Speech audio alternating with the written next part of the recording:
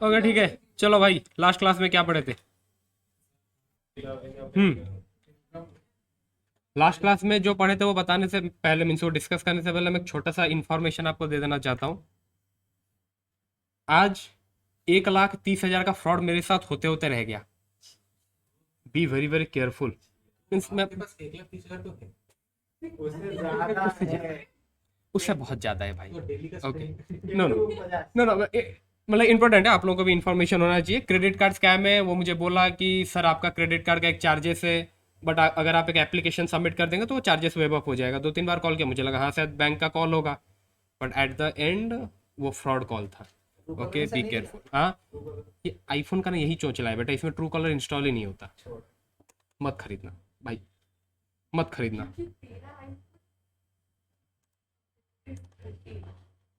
आई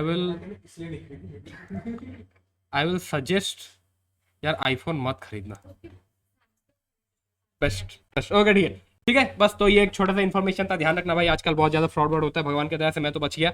ठीक है, हाँ हाँ, एट द एंड कि जब मैसेज आया कि that your card has been used for a payment in Zepto for 1,33,000, but मेरा कार्ड का बैलेंस ही था 1 लाख का, तो उसलिए बच गया मैं। बट सपोज अगर ये मेरा 1.5 लाख वाला कार्ड होता तो चला जाता ना, पेमेंट तो मेरे को करना पड़ता क्योंकि कार्ड तो मेरा है। ओके नहीं भाई, क्या मंगा रहा था वो जेप्टो से, बट मेरा दिवाला निकल जाता। ओके चलो छोड़ो, सडनली फिर मैंने कार्ड ब्लॉक कर दिया, तो अभी सब ठीक, मीन्स कोई प्रॉब्लम नहीं है, बच गया। ओके तो ध्यान रखना। ओके हाँ भाई चलो, तो सामाजिक ज्ञान खत्म हुआ, अभी पढ़ाई स्टार्ट करते हैं। हाँ बोलो भाई, तो क्या पढ़े थे कल?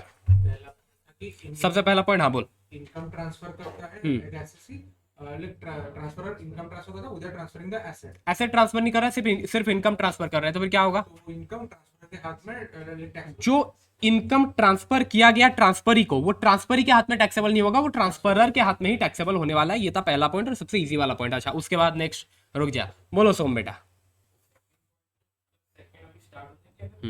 वाइफ की तरफ से अगर इनकम हो, वाइफ नहीं, वाइफ मत बोल भाई, स्पाउस। हाँ, स्पाउस को इनकम हो रहा है, कहां से स्पाउस को इनकम हो रहा है? दूसरा है स्पाउस ऑफ द इंडिविजुअल, ऐसे सी है एक क्या सब्सटेंशियल इंटरेस्ट रखते हैं किसी भी कंसर्न में भी, एक कंपनी और एओपी और पार्टनरशिप फॉर्म, उसमें मोर देन 20% और मोर है। Substantial interest means that is कि 20% और मोर वोटिंग पावर होना चाहिए, फिर प्रॉफिट शेयरिंग होना चाहिए। ओके, कोई भी इनकम हो रहा है, सैलरी हो, इंटरेस्ट इनकम हो, कोई भी हो, तो फिर वो टैक्सेबल होगा, मतलब इंक्लूड हो जाएगा, क्लब हो जाएगा इन द ट्रांसफर। क्या बोलते हैं, इंडिविजुअल इंडिविजुअल। ओके ठीक है, मैं दोबारा रिपीट कर देता हूं। लेट सपोज एक कंसर्न है, उस कंसर्न में एक इंडिविजुअल का सब्सटेंशियल इंटरेस्ट है। सब्सटेंशियल इंटरेस्ट का डेफिनेशन हम डिटेल में समझें। सो एक कंसर्न है, उस कंसर्न में इंडिविजुअल का सब्सटेंशियल इंटरेस्ट है, and from that concern individual के स्पाउस को सैलरी मिल रहा है, रेमुनरेशन मिल रहा है। In that case yes, without any service provided by that spouse of the individual, in that case जो भी remuneration, salary या फिर other income मिल रहा है इंडिविजुअल के spouse को, that will be clubbed in the hand of individual। Okay, लेकिन यहाँ पर एक पॉइंट आपको ध्यान रखना है, अगर इंडिविजुअल के स्पाउस को जो ये सैलरी रेमुनरेशन मिल रहा है, उसके लिए अगर इंडिविजुअल के स्पाउस के पास प्रॉपर क्वालिफिकेशन है और वो प्रॉपर सर्विस भी प्रोवाइड कर रही है, इन दैट केस क्लबिंग नहीं होने वाला। ओके ये हो गया। अच्छा लास्ट वाला पॉइंट इंपॉर्टेंट था, अगर husband wife, individual as well as individual के स्पाउस, दोनों का ही सब्सटेंशियल इंटरेस्ट है और दोनों को कंसर्न से सैलरी मिल रहा है और दोनों ही फोकट का सैलरी ले रहे हैं, इन दैट केस वो सैलरी इनकम को हटा दो, फिर देखो इंडिविजुअल और इंडिविजुअल के स्पाउस, उन दोनों में से किसका इनकम हायर है, उसके हाथ में दोनों सैलरी क्लब होगा, उसके हाथ में दोनों सैलरी टैक्सेबल होने वाला है। बराबर, ठीक है। सक्सीडिंग ईयर्स में फिर वही प्रोसेस आपका कंटिन्यू रहेगा। चलो ये हो गया। अच्छा उसके बाद अगर एक इंडिविजुअल अपना property transfer, sorry not property, अगर एक इंडिविजुअल अपना एसेट ट्रांसफर करता है अपने स्पाउस के नाम पे विदाउट एडिक्वेट कंसिडरेशन, एक इंडिविजुअल अपना एसेट ट्रांसफर कर रहा है अपने स्पाउस के नाम पे without adequate consideration, in that case उस एसेट से स्पाउस को जो भी इनकम होगा it will be clubbed in the hand of transferor, it will be clubbed in the hand of that individual.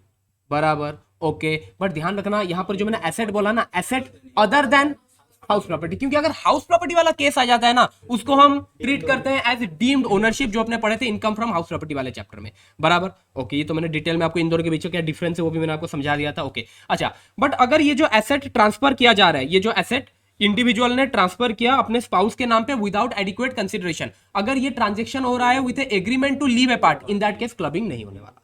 Okay, ठीक है। अच्छा, अब जो एसेट स्पाउस को मिला, जो एसेट स्पाउस को मिला, अगर उस एसेट से जो इनकम आ रहा है it will be clubbed in the hand of individual. बराबर, उस इनकम को दोबारा इन्वेस्ट करके अगर फिर से कोई इनकम मिल रहा है तो उसका क्लबिंग नहीं होने वाला, ये याद है। ओके, चलो ये हो गया। उसके बाद था आपका बिजनेस। बिजनेस, ठीक है ठीक है ठीक है, यस यस, उसी को ही डिस्कस करेंगे। हाँ, रुक जा आराम से, हाँ बोल बोल। अगर क्या होता है ना, अगर स्पाउस से कोई मतलब पैसा लाते हैं विदाउट एनी कंसिडरेशन और उसके साथ खुद का स्पाउस से पैसा लाते हैं, मतलब बिजनेस चलाने के लिए, मतलब अगर एक इंडिविजुअल मनी देता है अपने स्पाउस को, a individual has gifted some money to his और हर स्पाउस, और जो स्पाउस है, इंडिविजुअल के जो स्पाउस है, वो उस पैसे को बिजनेस में इन्वेस्ट करते हैं, इन दैट केस उस बिजनेस से जो भी प्रॉफिट आएगा, proportionate profit will be clubbed in the hand of that individual. बराबर, ओके। अब ये जो प्रोपोर्शनेट प्रॉफिट आपको कैलकुलेट करना है, ये प्रोपोर्शनेट प्रॉफिट आप कैसे कैलकुलेट करेंगे? सबसे पहले उस बिजनेस का जो प्रॉफिट है वो ले लो, ओके। आपका करंट प्रीवियस ईयर में जो भी प्रॉफिट है वो प्रॉफिट ले लो, इनटू प्रीवियस ईयर का फर्स्ट डे। प्रीवियस ईयर का फर्स्ट डे मींस 1 अप्रैल। 1 अप्रैल के दिन कितना पैसा जो इंडिविजुअल से स्पाउस को मिला था और बिजनेस में इन्वेस्ट किया गया था, वो divided by total capital on first date of current previous year. बराबर, ठीक है, रिवाइज हो गया। चलो अब अपने क्वेश्चन करते हैं।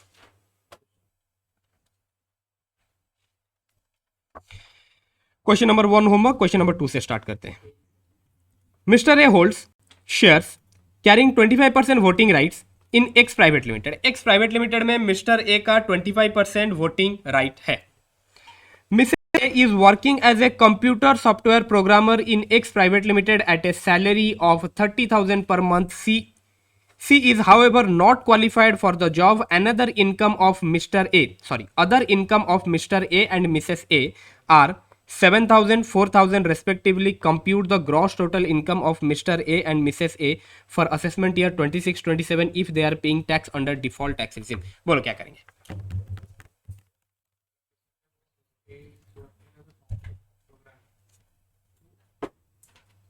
मिस्टर ए को जो सैलरी इनकम मिस्टर ए के साथ में हो जाएगा ना।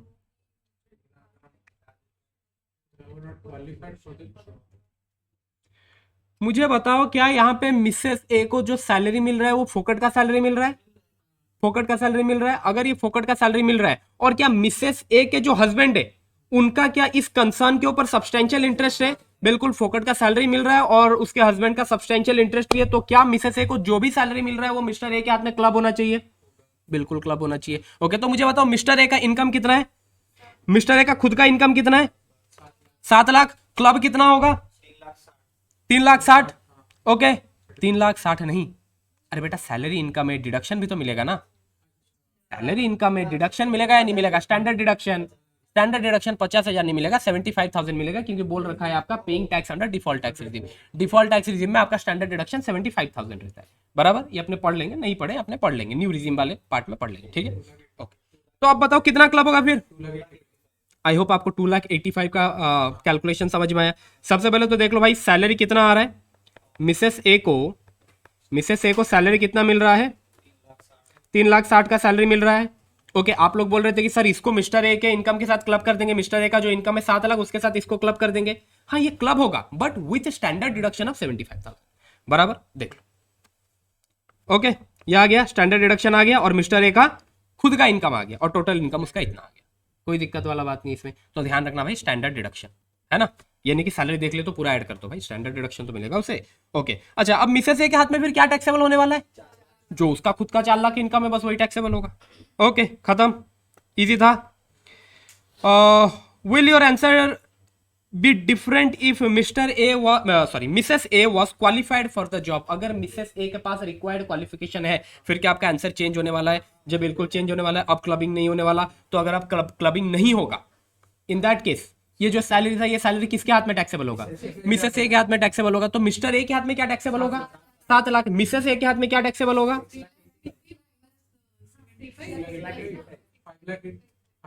मिसेस ए के हाथ में सबसे पहले तो ये 4 लाख टैक्सेबल होगा प्लस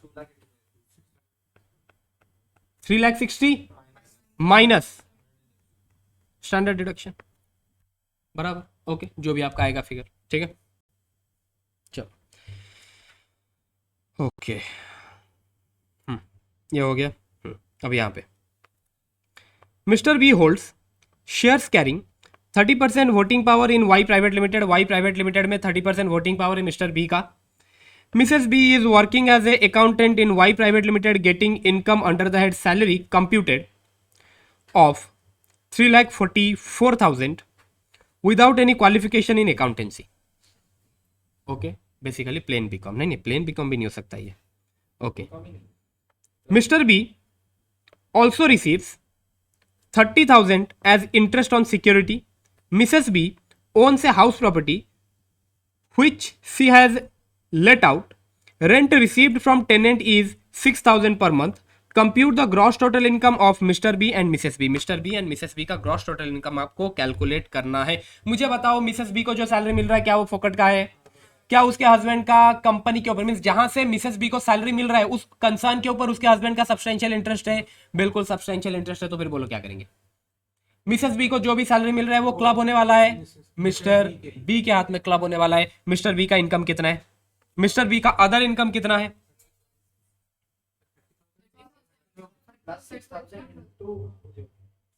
अबे ये 6,000 मिसेस बी का है तो उसको भी क्लब करेगा?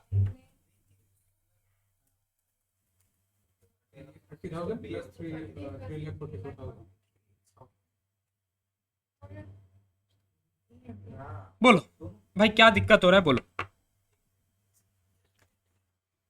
ए भाई छोड़ो, एक काम करो, सुनो सुनो, इधर इधर इधर इधर इधर नहीं, बकर मत कर, बकर मत कर। जो मैं बोल रहा हूं मेरा बात सुन। इधर Mr A, sorry Mr B, इधर मिसेस बी। भाई जो सैलरी इनकम आ रहा है ना उसको छोड़ो, उसको छोड़ के आप मुझे दोनों का इनकम बताओ। इसका 30,000, इसका 72,000 नहीं, अरे स्टैंडर्ड डिडक्शन भी तो मिलेगा। इनकम फ्रॉम हाउस प्रॉपर्टी 30% का स्टैंडर्ड डिडक्शन फ्रॉम एनएबी, तो 30% का स्टैंडर्ड डिडक्शन लगा के बोलो ना भाई। स्टैंडर्ड डिडक्शन कितना आ रहा है 30% में?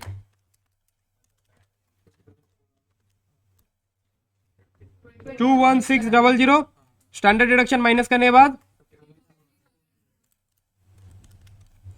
50,400 बराबर। सैलरी इनकम को छोड़ के मिस्टर बी के हाथ में टैक्सेबल है 30,000 एंड मिसेस बी के हाथ में टैक्सेबल है 50,400। ओके, अब मुझे बताओ सैलरी इनकम किसको हो रहा है? मिसेस बी को हो रहा है। क्या मिसेस बी के पास रिक्वायर्ड क्वालिफिकेशन है? मिसेस बी के जो हस्बैंड है क्या उनका कंसर्न के ऊपर सब्सटेंशियल इंटरेस्ट है? तो क्या यहां पर क्लबिंग अट्रैक्ट हो रहा है? बिल्कुल क्लबिंग अट्रैक्ट हो रहा है। मुझे बताओ मिसेस बी का कितना सैलरी हम मिस्टर बी के हाथ में क्लब करेंगे? मिसेस बी का कितना सैलरी, मींस मिसेस बी को कितना सैलरी मिल रहा है जो हम मिस्टर बी के हाथ में क्लब करेंगे? स्टैंडर्ड डिडक्शन उसमें नहीं मिलेगा, कंप्यूटेड है ना, नहीं लेंगे सही में? यस भाई, यहां पर स्टैंडर्ड डिडक्शन माइनस मत करना क्योंकि यहां पर लिखा हुआ है computed. In that case entire salary will be taxable in the hand of Mr B. तो सर ऊपर वाला क्वेश्चन में कंप्यूटर नहीं लिखा था क्या? एक बार चेक करते हैं। ऊपर वाला जो क्वेश्चन था यहां पर आपका लिखा गया था सैलरी 30,000 पर मंथ, कहीं पर भी कंप्यूटेड वर्ड लिखा है? अगर कंप्यूटेड वर्ड नहीं लिखा तो फिर आपको स्टैंडर्ड डिडक्शन कंसीडर करना पड़ेगा, लेकिन यहां पर कंप्यूटेड वर्ड लिखा है, it mean standard deduction already adjust हो चुका है। ओके, तो फिर मिस्टर बी के हाथ में कितना क्लब होगा? 3,44,000 क्लब होगा और टोटल इनकम कितना हो जा रहा है? ओके हो गया भाई, देख लो 3,74,000 और इसके हाथ में कितना? इसके हाथ में तो भाई मिसेस बी के हाथ में तो वही 50,400। ठीक है, ओके आगे बढ़े। चलो हाँ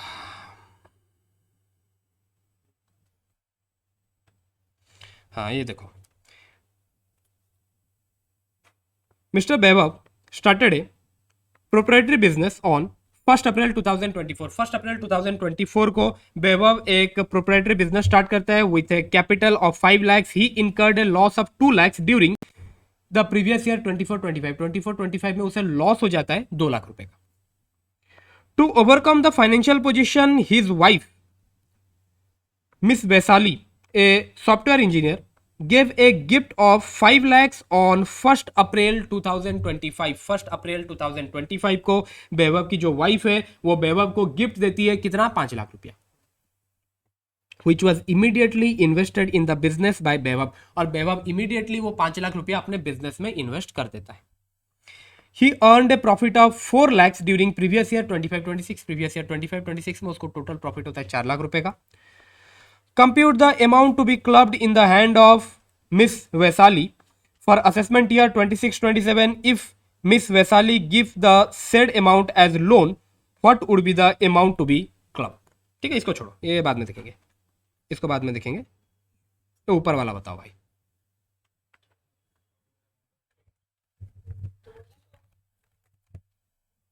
कितना क्लब करेंगे मैडम? 2 लाख। ओके ठीक है, 2 लाख, 1 लाख, 1 लाख। ओके, तुमको क्या लगा जैसा एग्जाम्पल मैंने क्लास में कराया था क्वेश्चन वैसा आएगा? नहीं, ऑब्वियस सी बात है, नहीं आएगा। ऐसा कुछ आएगा क्या?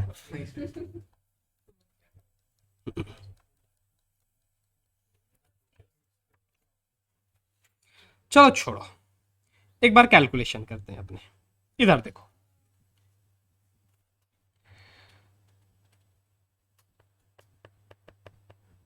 Capital as on 1 April 2024। Business का कैपिटल 1 अप्रैल 2024 को कितना था? 1 अप्रैल 2024 को बिजनेस का कैपिटल कितना था? 5 लाख था। ओके ठीक है,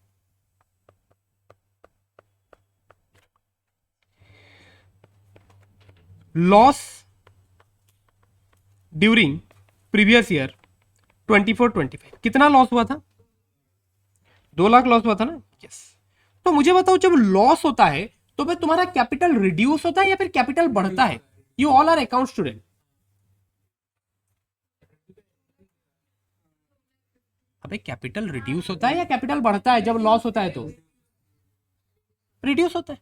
तो इधर मैं रिड्यूस करूंगा ना, कैपिटल में रिड्यूस करूंगा। ओके, मैंने रिड्यूस कर दिया। अब ये जो 3 लाख का कैपिटल आया, ये जो 3 लाख का आपका कैपिटल अकाउंट में बैलेंस है, क्या मैं कह सकता हूं this is your balance in capital account, capital as on 31 March 2025?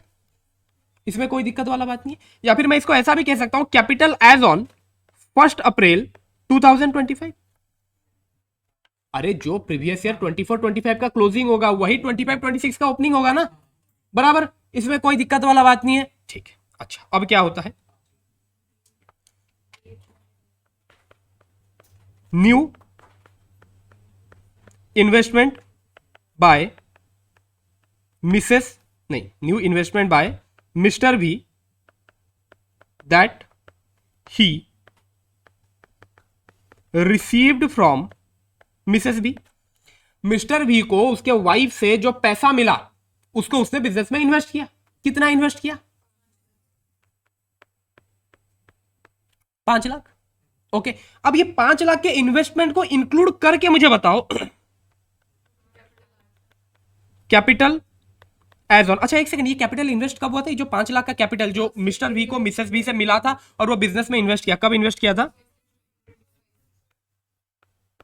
अच्छा, कैपिटल एज ऑन 1 अप्रैल 2025 कितना हो गया? 8 लाख। ये कैलकुलेशन क्लियर? कैपिटल अकाउंट का कैलकुलेशन क्लियर? ओके ठीक है। अब एक बार अपने फॉर्मूला लगाते हैं। फॉर्मूला क्या कहता था? जो आपका करंट प्रीवियस ईयर है, करंट प्रीवियस ईयर का प्रॉफिट ले लो। एक सेकेंड, कौन सा अपना करंट प्रीवियस ईयर है भाई? इधर हमें क्लबिंग कौन से प्रीवियस ईयर के लिए कैलकुलेट करना है? असेसमेंट ईयर 26 27 दे रखा है, मींस प्रीवियस ईयर 25 26। तो प्रीवियस ईयर 25 26 में आपका प्रॉफिट कितना हो रखा है? 4 लाख का प्रॉफिट हो रखा है। सबसे पहले वो लिख दो। ओके, नेक्स्ट क्या करना था? इसको मल्टीप्लाई किससे करना था? प्रीवियस ईयर का जो फर्स्ट डे है, प्रीवियस ईयर का जो फर्स्ट डे कौन सा है इस प्रीवियस ईयर का? 1 अप्रैल 2025। 1 अप्रैल 2025 को कितना पैसा इस बिजनेस में इन्वेस्ट किया गया था जो मिस्टर वी को मिसेस वी से in the form of gift मिला था? 5 लाख। इसको डिवाइड किससे करेंगे? इसको डिवाइड करेंगे with total capital as on first day of the previous year. जो आपका प्रीवियस ईयर है, प्रीवियस ईयर 25 26 का फर्स्ट डे 1 अप्रैल 2025, उस दिन बिजनेस का कैपिटल कितना था? बिजनेस का कैपिटल कितना था? 8 लाख, या फिर मैं यहां पर 3 लाख लूं? 8 लाख इंक्लूडिंग न्यू इन्वेस्टमेंट आपको लेना है, ठीक है? सो आप बोलो कितना आ रहा है? 50 और 15?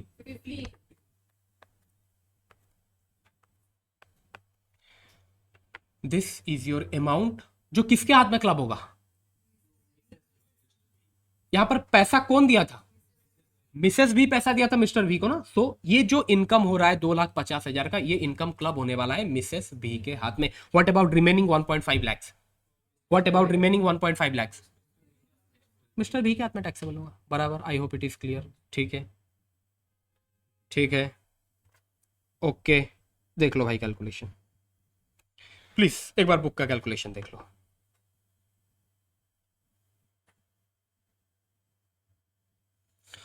एक बार बुक का कैलकुलेशन देख लो, और ध्यान रखना पहले आपको प्रोविजन लिखना है, फिर ये सब कैलकुलेशन लिखना है।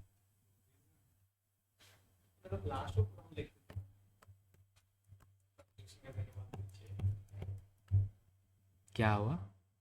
पहले हम कैलकुलेशन करते थे, उसके बाद जाके लिखते थे ना नोट्स में।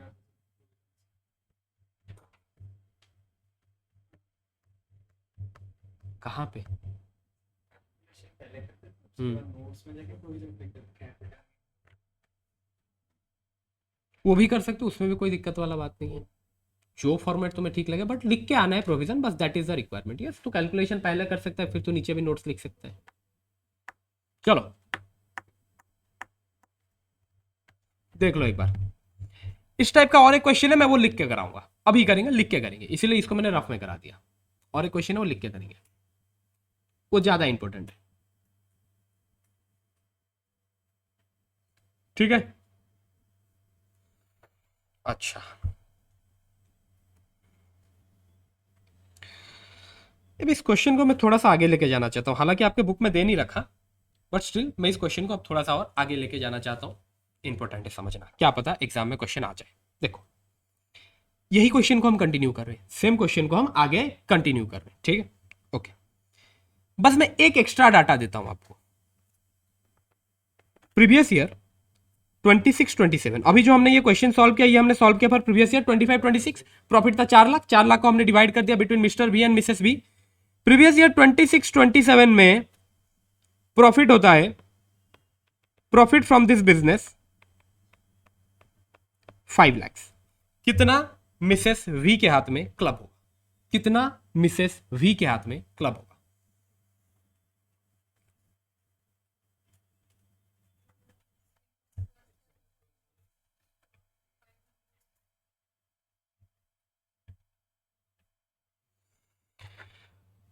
भाई फॉर्मूला के हिसाब से तो मुझे चाहिए income for current previous year. Income for current previous year, what is my income for current previous year? What is my income for current? अच्छा, अभी मेरा करंट प्रीवियस ईयर कौन सा है? 26 27। कितना इनकम है भाई? 5 lakh into amount which is invested in this business which was received as gift by Mr. B from Mrs. B। Mrs भी से जो पैसा मिस्टर भी को मिला, और मिस्टर भी वो अमाउंट इस बिजनेस में इन्वेस्ट किया as on first date of the previous year. आपका प्रीवियस ईयर कौन सा है? हाँ, क्या हुआ? बेटा मैं जो पूछ रहा हूँ तू मुझे वो बता, मैं जो पूछ रहा हूँ बस तुम्हारे को आंसर वो दे। ऑब्वियस सी बात है ये भाई, अभी तक मैं इस टाइप का क्वेश्चन कराया नहीं हूँ, तो ज्यादा दिमाग मत लगा। एक बार क्वेश्चन कर लेगा, तेरे को लगा यार ये तो जनरल नॉलेज है, अभी जो मैं पूछ रहा हूं बस मुझे वो बता, ठीक है? ओके, अब इसको अपने को मल्टीप्लाई करना है विथ कैपिटल। कैपिटल का वो वाला पार्ट जो एक्चुअल में मिसेस वी से मिस्टर वी को मिला है और मिस्टर वी उसको इस बिजनेस में इन्वेस्ट कर रखा है as on first day of the previous year. आपका इधर प्रीवियस ईयर क्या है? 26 27 26 27 प्रीवियस ईयर का फर्स्ट डे कौन सा है? 1 अप्रैल 2026। 1 अप्रैल 2026 के दिन कितना कैपिटल जो इस बिजनेस में इन्वेस्ट हो रखा है वो मिस्टर वी को मिसेस वी से मिला था?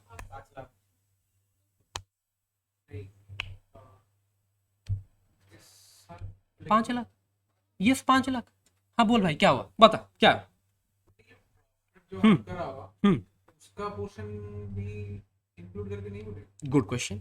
उसको थोड़ी देर के लिए होल्ड में रखते हैं, ठीक है? उसको थोड़ी देर के लिए होल्ड में रखते हैं, बट गुड क्वेश्चन। ओके, मैं दोबारा रिपीट करता हूं। मेरे को इसको मल्टीप्लाई किससे करना है? मैं लिखता हूं इधर, amount that spouse received from individual and invested the same in the business as on first day of previous year। आपके प्रीवियस ईयर के फर्स्ट डे के दिन कितना अमाउंट स्पाउस को मिला था इंडिविजुअल से, मींस जो उसके इंडिविजुअल से स्पाउस को कितना पैसा मिला था जो वो बिजनेस में इन्वेस्ट कर रखा है? आई थिंक 5 लाख, क्योंकि और तो कुछ मिला नहीं है, बस एक बार वो 5 लाख मिला था। बराबर, तो इधर अपने 5 लाख लिख ले, दैट इज 5 लाख। बराबर, इसको अभी डिवाइड करेंगे टोटल कैपिटल से। इसको डिवाइड करना है टोटल कैपिटल से। टोटल कैपिटल कौन से दिन का लेना है? टोटल कैपिटल मेरे को लेना है first day of the previous year. अपना प्रीवियस ईयर है 26 27, उसका फर्स्ट डे है 1 अप्रैल 2026। 1 अप्रैल 2026 के दिन जो आपका टोटल कैपिटल है उससे मुझे इसको डिवाइड करना है, तो वो निकालना पड़ेगा अपने को। ओके, चलो निकालते हैं। वही तो मैं कैलकुलेट कर रहा हूं ना मैडम, वही तो मैं कैलकुलेट कर रहा हूं। कैपिटल एज ऑन 1 अप्रैल 2025, ये निकल गया था क्या अपना? ये शायद ऊपर हमने कैलकुलेट कर लिया था ऑलरेडी, वो हमने ऊपर ऑलरेडी कैलकुलेट कर लिया था। 8 lakh plus profit for previous year 25 26, कितना प्रॉफिट हुआ था? 4 lakh divided by sorry not divide means then total capital as on 31 March 2026। लेकिन सर ऊपर तो आप माइनस किए थे ना। अरे भाई वो लॉस था इसीलिए माइनस हुआ था, ये प्रॉफिट है, ये ऐड होगा कैपिटल के साथ। अभी तुम्हारा कैपिटल कितना बन गया भाई? 12 लाख का कैपिटल तुम्हारा बन गया भाई। बस खोद देगा क्या अभी आंख? इधर देख ले। ओके ठीक है, 12 लाख कैपिटल हो गया, 12 लाख, ठीक है। तो कैपिटल एज ऑन 31 मार्च 2026, क्या इसको मैं कह सकता हूं कैपिटल एज ऑन 1 अप्रैल 2026? तो क्या मुझे प्रीवियस ईयर के फर्स्ट डे के दिन जो टोटल कैपिटल था वो अपने को मिल गया? तो लिख दो भाई, कितना आ रहा है ये? 208। ये क्या होगा? ये क्या होगा? मिसेस वी के हाथ में क्लब होगा।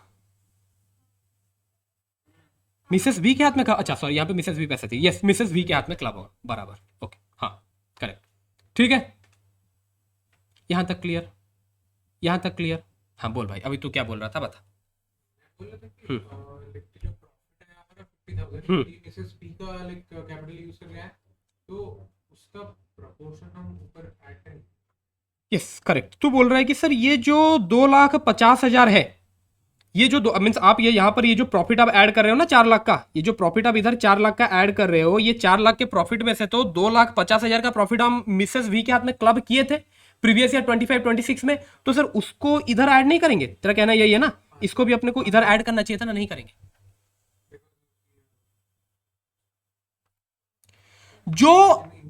जो इनकम तूने कमाया और जो ऑलरेडी क्लब हो गया उसको तो दोबारा इन्वेस्ट करके अगर कुछ कमाता है उसका क्लबिंग नहीं होता भाई, है ना।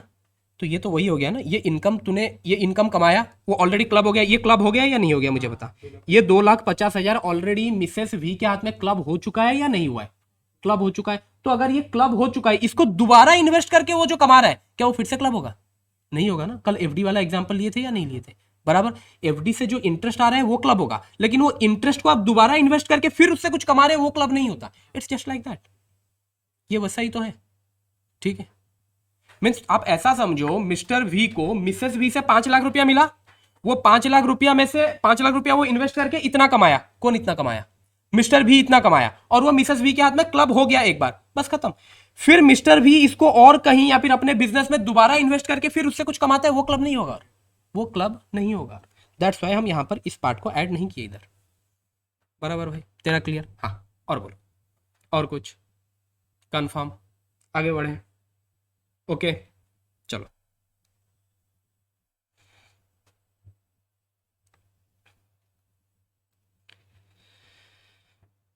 चलो ये तो हो गया था, हाँ वो क्वेश्चन कर लेते हैं।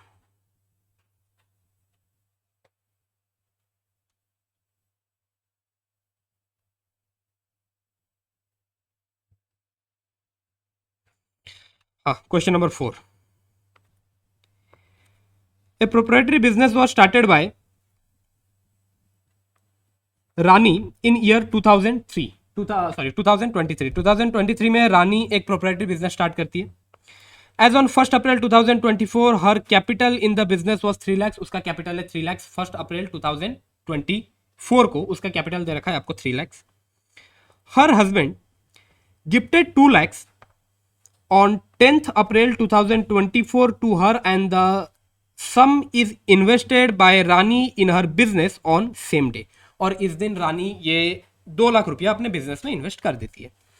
रानी earn profit from her proprietary business for financial year 24-25 1.5 lakhs, and for financial year 25-26 3,90,000। compute the income to be clubbed in the hand of Rani's husband for assessment year 26-27, that is your previous year 25-26। बोलो क्या करें?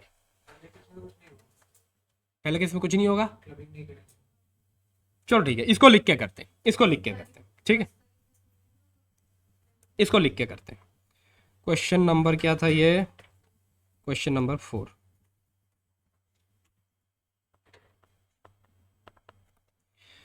Okay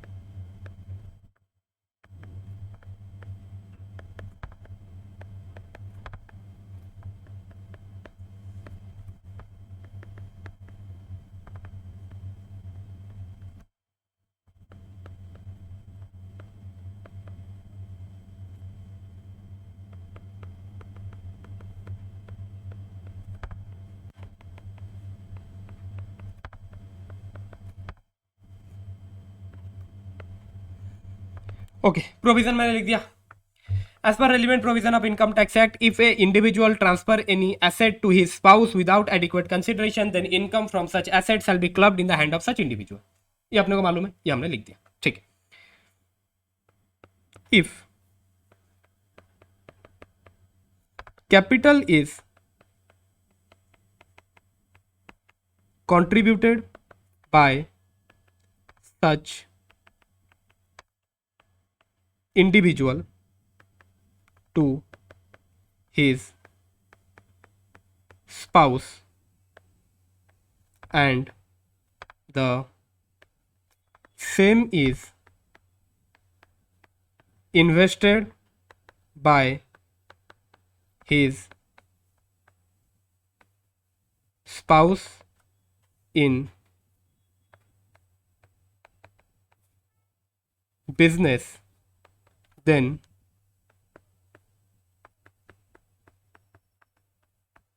proportionate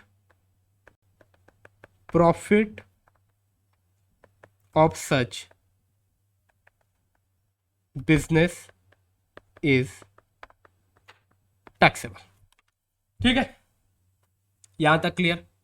ये तो आपने simple provision लिख दिया, ठीक है। इन द गिवन केस में क्या दे रखा है? In the given case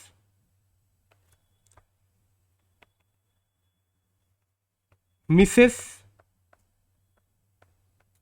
रानी's husband gifted her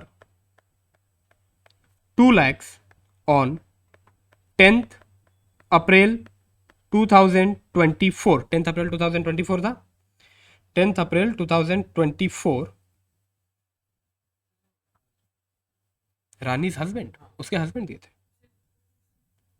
okay okay, in the given case Miss Rani's husband gifted her 2 lakhs on 10th April 2024, which was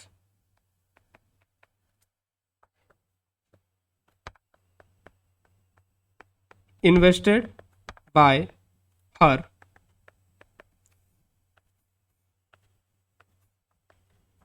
in her business. Okay, जो वो अपने business में invest की थी। ओके, ये भाई तुम्हारा हो गया कि भाई क्या दे रखा है तुम्हारे क्वेश्चन में। अब अपने स्टार्ट करते हैं एनालिसिस वाला part.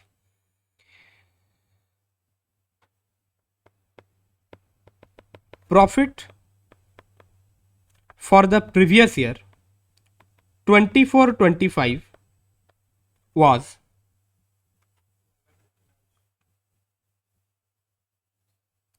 1.5 lakhs, 1,50,000, and such profit will be wholly taxable in the hand of Mrs Rani. ये पूरा का पूरा मिसेस रानी के हाथ में टैक्सेबल होने वाला है, and nothing will be clubbed in the hand of her husband. Reason पे जो पैसा उसको उसके हस्बैंड से मिला है वो प्रीवियस ईयर के फर्स्ट डे के दिन इन्वेस्ट नहीं हुआ। भाई क्लबिंग का प्रोविजन तब अट्रैक्ट होगा अगर प्रीवियस ईयर के फर्स्ट डे को इन्वेस्ट हो जाएगा। अच्छा, अभी हम ये जो पार्ट देख रहे हैं यहां पर अपना प्रीवियस ईयर क्या है? 24-25 का फर्स्ट डे कौन सा है? 1 अप्रैल 2024। 1 अप्रैल 2024 को पैसा इन्वेस्ट हुआ था क्या? नहीं, पैसा उसे मिला है 10 अप्रैल को और पैसा इन्वेस्ट भी हुआ है 10 अप्रैल को। तो first day of the previous year के दिन कोई भी पैसा उसने इन्वेस्ट नहीं किया था जो उसको उसके हस्बैंड से मिला था। ओके, उसको जो पैसा उसके हस्बैंड से मिला था वो पैसा वो अपने बिजनेस में इन्वेस्ट कर रही है। कब? 10 अप्रैल को। इन दैट केस प्रीवियस ईयर 24-25 का कोई भी प्रॉफिट क्लब नहीं होने वाला उसके हस्बैंड के हाथ पे, सब कुछ मिस रानी के हाथ में ही टैक्सेबल होगा। क्या ये क्लियर है? अब इसको लिखना है, shall be taxable in the hand of Rani as no amount from her husband, no amount received from her husband, received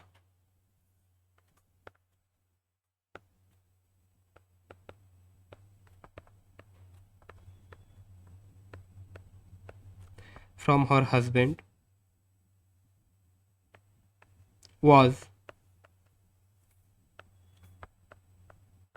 invested in the business up to first, नहीं, not up to, as on 1st April 2024, that is first day of previous year 24-25। क्या ये वाला part clear है? क्या ये वाला part clear है? Confirm, दोबारा रिपीट करता हूं, प्रीवियस ईयर 24-25 में प्रीवियस ईयर के फर्स्ट डे के दिन कोई भी पैसा रानी ने इन्वेस्ट नहीं किया है जो उसको उसके हस्बैंड से मिला है, बराबर। उसको उसके हस्बैंड से पैसा मिला है 10 अप्रैल को और पैसा इन्वेस्ट हुआ है 10 अप्रैल को। एज प्रीवियस ईयर के फर्स्ट डे के दिन कोई भी पैसा इन्वेस्ट नहीं हुआ, दैट्स वाई क्लबिंग का प्रोविजन अट्रैक्ट नहीं हो रहा है, बराबर, ठीक है, ओके।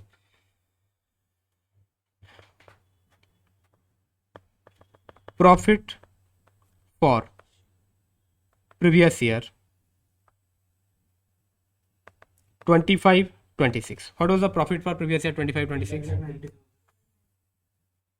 3,90,000, ठीक है, ओके। अब भाई यहाँ पर तो क्लबिंग लगेगा, बट उसके लिए भाई उससे पहले अपने को कैपिटल का कैलकुलेशन करना पड़ेगा, कैपिटल का कैलकुलेशन करना पड़ेगा। चलो ठीक है, कैलकुलेशन ऑफ कैपिटल करते हैं।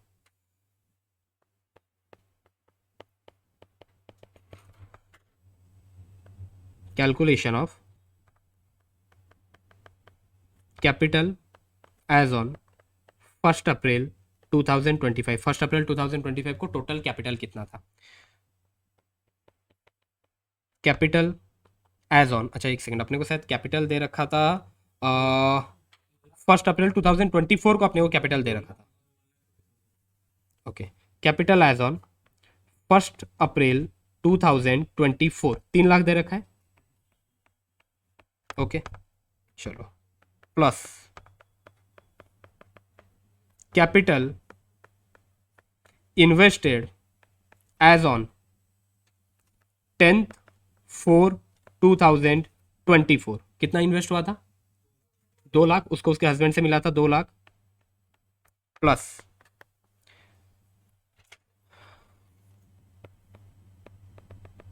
प्रॉफिट फॉर प्रीवियस ईयर 24-25, कितना था प्रॉफिट? 1.5 लाख था, 1.5 lakh.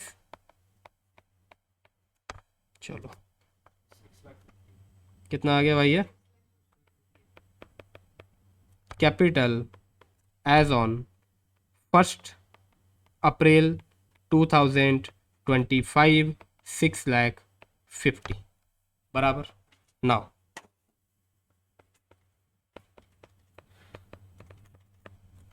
proportionate profit to be clubbed in the hand of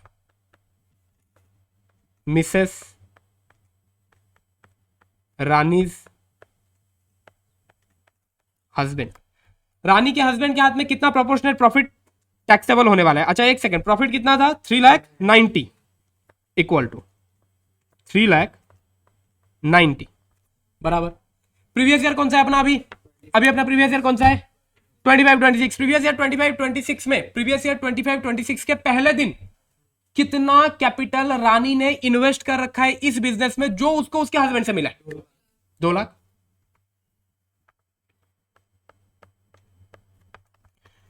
previous year 25-26 का जो फर्स्ट डे है 1st अप्रैल 2025, उस दिन इस बिजनेस का टोटल कैपिटल कितना है?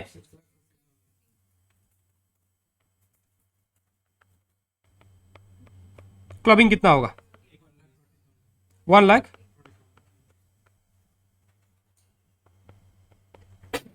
Hence,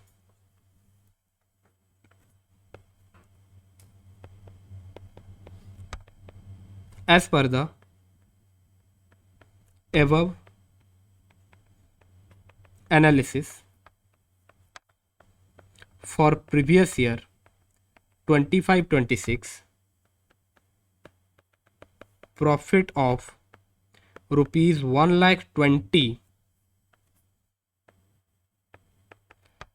shall be clubbed in the hand of the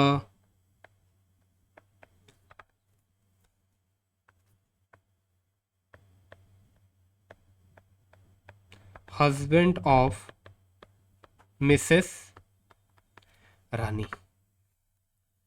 खत्म हुआ। हाँ भाई, ये वाला ओके, बोलो मैडम।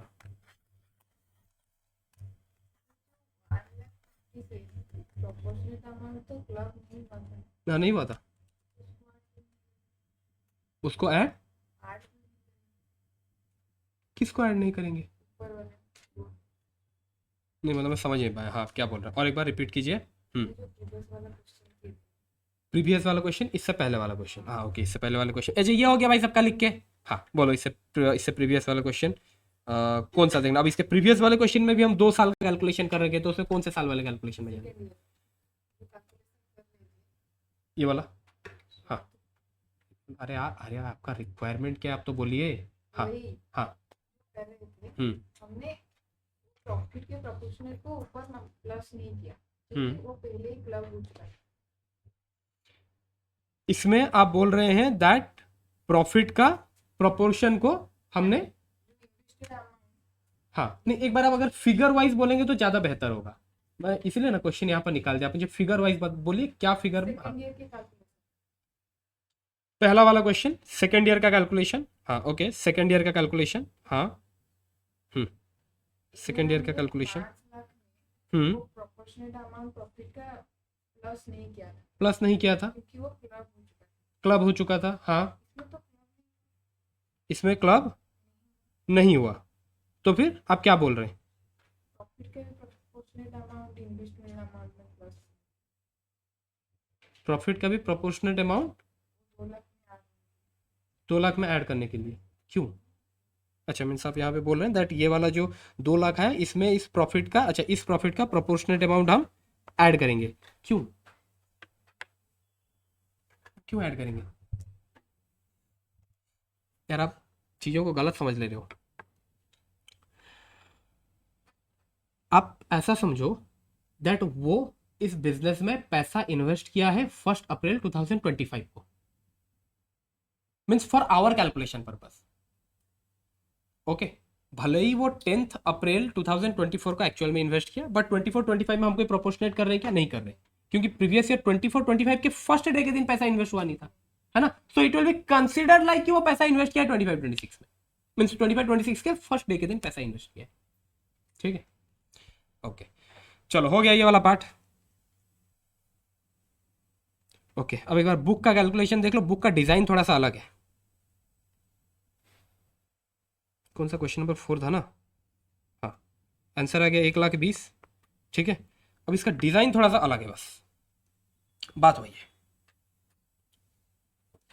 एक बार देख लो, ऊपर से रीड कर लो।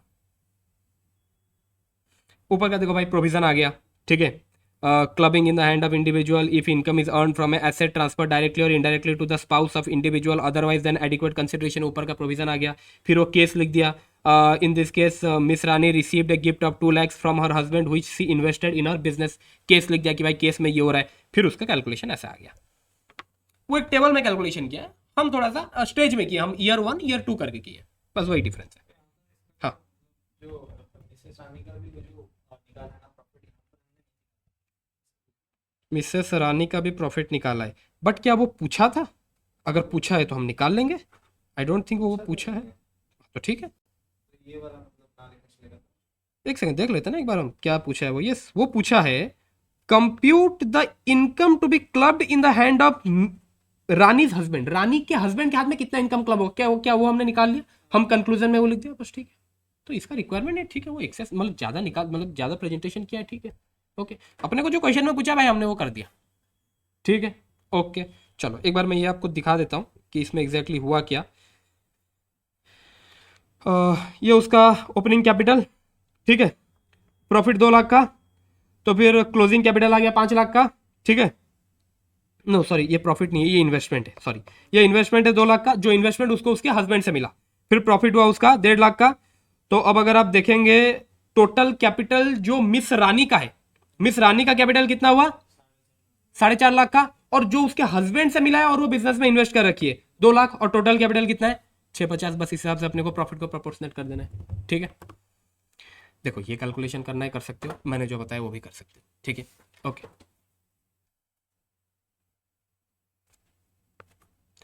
चलो ये वाला पार्ट खत्म हुआ लिख के। हाँ अभी थोड़ा पढ़ लेते हैं भाई। हाँ जाओ जाओ। ठीक है, ये वाला पार्ट छोड़ो, ये वाला पार्ट एक साथ पढ़ेंगे एक बार, ये पॉइंट 2 खत्म हो जाए।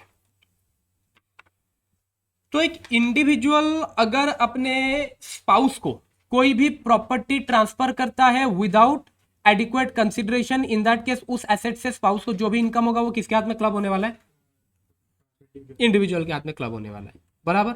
Now replace spouse with son's wife, spouse को रिप्लेस करना है विथ सन्स वाइफ। अगर एक एग्जैक्टली बहू, हमारे भाषा में बोले तो बहू, ओके, जनरल लैंग्वेज में बहू। तो अगर एक इंडिविजुअल अपने बहू के नाम पे कोई भी एसेट ट्रांसफर करता है without adequate consideration, in that case बहू को जो भी इनकम होगा from that asset it will be clubbed in the hand of individual. बराबर, it will be clubbed in the hand of individual. मैंने क्या बोला, बस स्पाउस के जगह रिप्लेस करो बहू को। Okay, spouse will be replaced with son's wife. बराबर, बाकी सब कुछ सेम है। ठीक है, ओके। देखो, हाँ मैडम कुछ बोलना है, confirm. Asset transferred without adequate consideration, where an asset is transferred directly or indirectly by a individual, एक इंडिविजुअल एसेट ट्रांसफर कर रहा है टू हिज और हर सन्स वाइफ। इंडिविजुअल इस बार एसेट ट्रांसफर कर रहा है, किसको ट्रांसफर कर रहा है, सन्स वाइफ को। Without adequate consideration, income from such asset to be included in the total income of transferor, to be included in the total income of that individual. बराबर, ठीक है। अच्छा, अब इसको थोड़ा सा एग्जांपल से देख लेते हैं।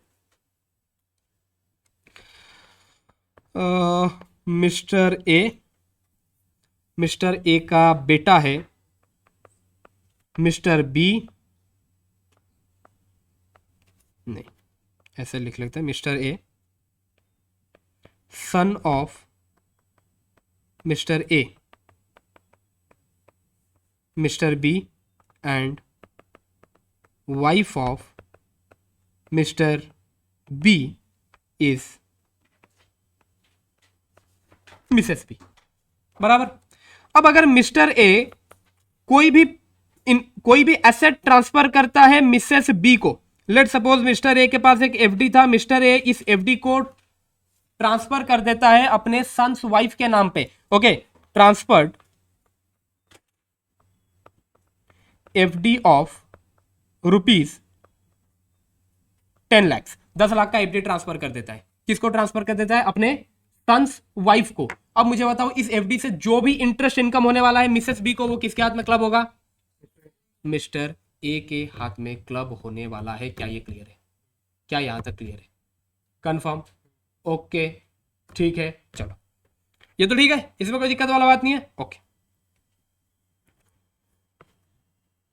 नहीं चलो इसको मिटाते नहीं है,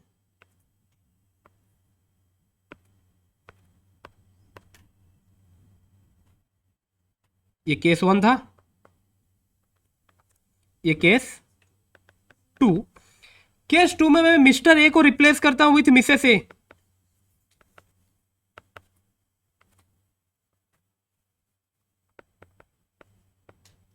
मिसेस ए मतलब मिस्टर ए की वाइफ मिसेस ए। अब एफडी मिसेस ए के पास था, एक मिसेस ए के पास अपना उनका एक एफडी था, वो खुद वो जॉब करते थे तो उनके पास एक एफडी था। अब मिसेस ए वो एफडी अपने सन्स वाइफ के नाम पे ट्रांसफर कर रही है। अब बोलो सन्स वाइफ को, मिसेस बी को जो भी इंटरेस्ट इनकम होगा वो किसके हाथ में क्लब होगा, मिसेस ए के हाथ में क्लब होगा, मिसेस ए के हाथ में क्लब होगा। शाना मत बन बेटा, मिसेस ए के हाथ में क्लब होगा। बराबर, ओके, कोई दिक्कत वाला बात नहीं है, आगे बढ़े। ठीक है, case 1 case 2 clear, case 1 case 2 clear, confirm.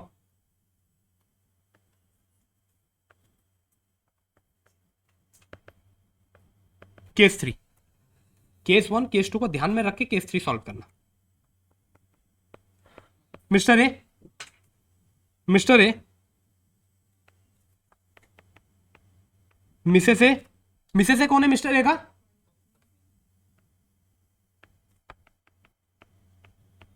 Mrs B, Mrs B, Mrs A के लिए कौन है? बहू, son's wife. Transferred FD of 10 lakhs, transferred FD of 10 lakhs। ठीक है, एफडी मिस्टर ए के पास था, मिस्टर ए से मिसेस ए के पास गया और वही same FD Mrs A Mrs B को ट्रांसफर की। अब बताओ फाइनली एफडी किसके पास है? फाइनली एफडी किसके पास है? मिसेस बी के पास है। इनकम किसको हो रहा है? मिसेस बी को हो रहा है। मिसेस बी को इस एफडी के ऊपर जो भी इनकम होगा it will be taxable in the hand of Mr A. It will be taxable in the hand of Mr A. Yes madam, mister A के हाथ में टैक्सेबल होगा। मैं रीजन बताता हूं क्यों। सबसे पहले तो ये जो एफडी इनकम होगा, एफडी के ऊपर जो भी आपका इंटरेस्ट इनकम होगा, let suppose 1 lakh, this is your interest on FD, interest on FD. ये जो भी आपका इनकम हुआ 1 लाख का, सबसे पहले तो इसको हम क्लब करेंगे मिसेस ए के हाथ में। रीजन बिंग, क्योंकि मिसेस ए गिफ्ट दे रखा है अपने सन्स वाइफ को, तो मिसेस ए के हाथ में क्लब होगा। लेकिन एक सेकंड, मिसेस ए को भी तो ये गिफ्ट में मिला है ना अपने हस्बैंड से, तो दोबारा ये यहां से हटके इधर जाएगा। तो फाइनली क्लब किसके हाथ में हो रहा है? मिस्टर ए के हाथ में ही क्लब होगा। बराबर, ठीक है। यहां पर देखो देखो, इन दोनों के बीच में जो ट्रांजेक्शन है ना, इन दोनों के बीच में जो ट्रांजेक्शन है, यहां पर कौन सा प्रोविजन अट्रैक्ट होता है? Transfer of asset by a individual to his और her son's wife without adequate consideration, due to that provision यहां पर क्लबिंग हुआ। बराबर। अब इन दोनों के बीच में कौन सा ट्रांजेक्शन अट्रैक्ट होता है? Transfer of asset by a individual to his और her spouse without adequate consideration. तो इसलिए अब मिसेस ए के हाथ में जो इंटरेस्ट आ रहा है वो क्लब होगा मिस्टर ए के हाथ में। फाइनली आप कह सकते हैं वो क्लब हो रहा है मिस्टर ए के हाथ में। ओके, क्या ये क्लियर है? आगे बढ़ सकते हैं। कंफर्म क्वेश्चन है इस टाइप का, इसीलिए मैंने ये कराया। आगे बढ़ सकते हैं। ओके चलो, देखो भाई ये हो गया। अब asset transferred invested in the business, जो एसेट ट्रांसफर हुआ अगर उसको बिजनेस में इन्वेस्ट किया जाएगा तो प्रोपोर्शनल प्रॉफिट क्लब होगा। ये तो अपने ऑलरेडी पढ़ चुके हैं। देखो, income arising to transferee from such investment is to be included in the total income of transferor if the investment is in the nature of contribution of capital. Proportionate return receivable by the transferee from the firm will be clubbed. Okay, अब ये जो asset transfer किया जा रहा है from the individual to son's wife, if it is a kind of capital contribution, in that case ये capital जिस भी बिजनेस में कॉन्ट्रीब्यूट किया गया उस बिजनेस का जो प्रॉफिट आ रहा है उसका प्रोपोर्शनेट पार्ट क्लब किया जाएगा इन the hand of that individual. बराबर। क्या ये सेम प्रोविजन हम इंडिविजुअल एंड स्पाउस वाले केस में भी पढ़े थे? सेम प्रोविजन है इंडिविजुअल एंड सन्स वाइफ वाले केस में। बराबर। एंड प्रोपोर्शनेट रिटर्न कैलकुलेट करने का फॉर्मूला क्या है? Same as stated above. बराबर। एक बार ऊपर वाला फॉर्मूला दोबारा रीड कर लो, इसीलिए मैंने यहां पर लिखा था स्पाउस स्लैश इन लॉस। एक बार दोबारा ये फॉर्मूला पढ़ लो। Income from business, amount of money invested on first day of the previous year received from in-laws. Okay, in-laws से जो पैसा मिला है जिसको आपने इन्वेस्ट कर रखा है बिजनेस में in the first day of the previous year, divided by capital of the business on the first day of the previous year, including new investment. Including new investment जो आपको मिला है in-laws से या फिर spouse से मिला है। ठीक है, ओके, कंफर्म। अरे सेम फॉर्मूला। हाँ बोलो मैडम। हाँ क्या करो? हाँ अच्छा, जनरल डाउट है। अच्छा, पहले आप डाउट को स्पेसिफाई कर रहे हो। अच्छा हाँ बोलो। हाँ हाँ, नहीं नहीं नहीं नहीं, only son's wife, only son's wife. Madam सुनो, ये जो प्रोविजन बनाया गया है ना, ये लोगों के नियत को मद्देनजर रखते हुए ये प्रोविजन बनाया गया है। मैं आपको बताता हूँ, इट्स प्रैक्टिकल। लोगों के नियत को मद्देनजर रखते हुए ये प्रोविजन बनाया गया है। लेट सपोज मैं अपना एग्जांपल लेता हूं, मेरा शादी हो गया, मेरा एक बेटा है, मेरा एक बेटी है, दोनों का शादी भी हो गया, मेरे पास प्रॉपर्टीज है, आई हैव प्रॉपर्टीज, या चलो मेरे पास एफडी है, मेरे पास 1 करोड़ का एफडी है, बेटा है मेरा, बेटी है, दोनों का शादी हो चुका है, बेटा का बहू है, बेटी का हस्बैंड होगा। मैं अगर अपना एफडी बेटी के हस्बैंड के नाम पे ट्रांसफर करता हूं, मेरे घर का पैसा बाहर नहीं चला गया, मेरे घर का पैसा बाहर नहीं चला गया। बट अगर मैं अपना एफडी अपने बेटे के वाइफ के नाम पे ट्रांसफर करता हूं, घर का पैसा घर में है, क्योंकि बहू मेरे घर में रहती है ना। यही लॉजिक है, यही लॉजिक है। मैं कभी भी घर का पैसा बाहर नहीं निकालूंगा, ऑब्वियस सी बात है, क्योंकि लालची तो मैं हूं ही। मतलब मैं एग्जांपल दे रहा हूं, ओके, समझ रहे हो? यस, चलो क्लियर यहां तक? ओके, चलो यहां तक हो गया। अब एक क्वेश्चन है,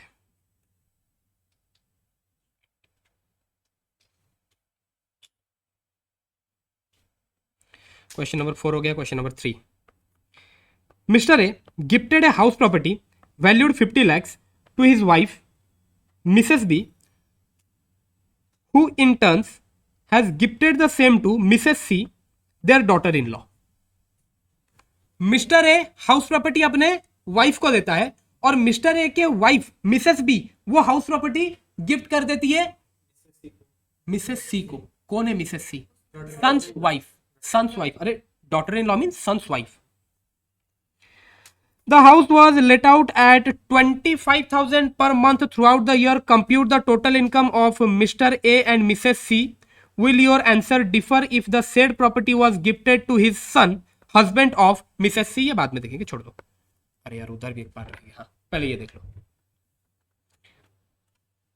ये वाला पार्ट बाद में देखेंगे, ऊपर का मुझे बताओ।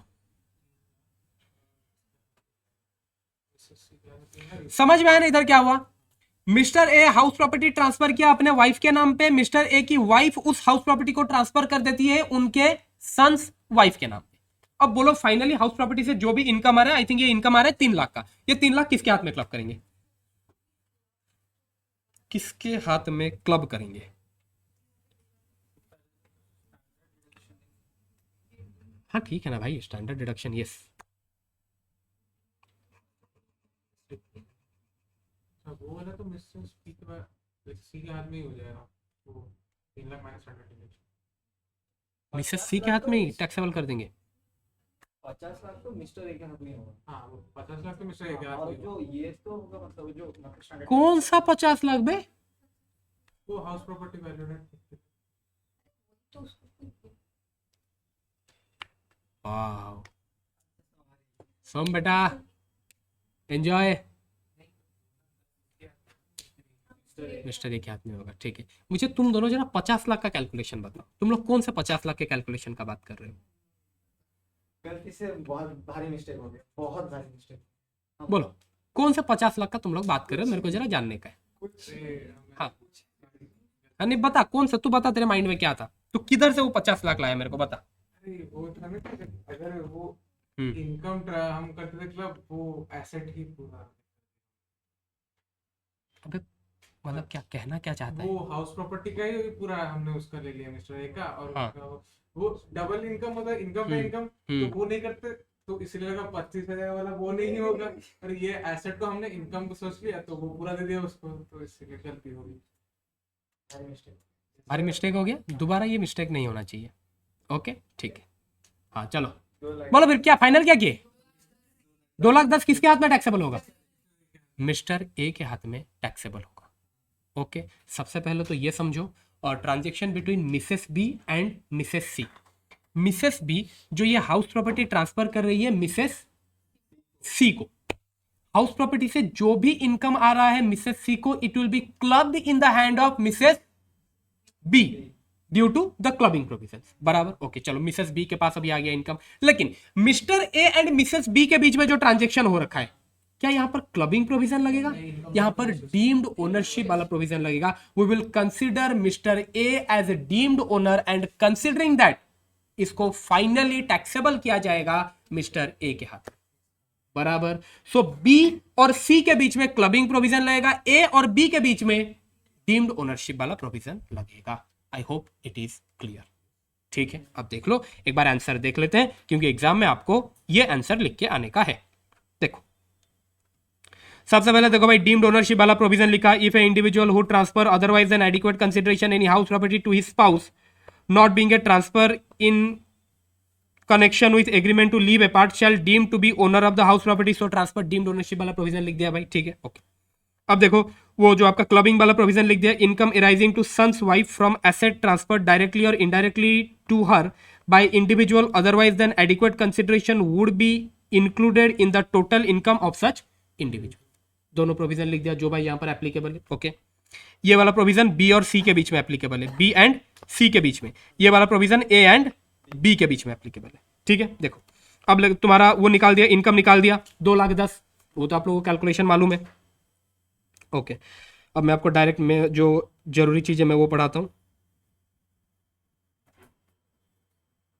ये देखो, in this case income of 2,10,000 from let out property arising to Mrs. C being Mr. A's son's wife should be included in the income of Mr. A applying provision of section 27 that is your deemed ownership and section 64 that is your clubbing. Such income would therefore not be taxable in the hand of Mrs. C. तो भाई ये taxable होने वाला है Mr A के हाथ में, Mrs सी के हाथ में ये टैक्सेबल नहीं होने वाला। सीधा सिंपल सा बात है। I hope it is clear. ठीक है, ओके ओके चलो, अच्छा हाँ, ये एक पार्ट हो गया, एक दूसरा पार्ट भी था इस क्वेश्चन का। Will your answer be different if the said property was gifted to his son husband of Mrs C. Means property पहले मिस्टर ए के पास था, मिस्टर ए वो प्रॉपर्टी गिफ्ट कर देता है अपने वाइफ मिसेस बी को। अब मिसेस बी इस प्रॉपर्टी को गिफ्ट करता है अपने खुद के बेटे को, मिस्टर सी को, नॉट मिसेस सी को। ओके, अब बोलो क्या करेंगे? क्या अब क्लबिंग का प्रोविजन लगेगा, नहीं लगेगा, क्या होगा बताओ? तो जितना पढ़े हैं तब तक लगेगा। जितना पढ़े हैं जितना पढ़े हैं तब तक लगना चाहिए। नहीं लगना चाहिए।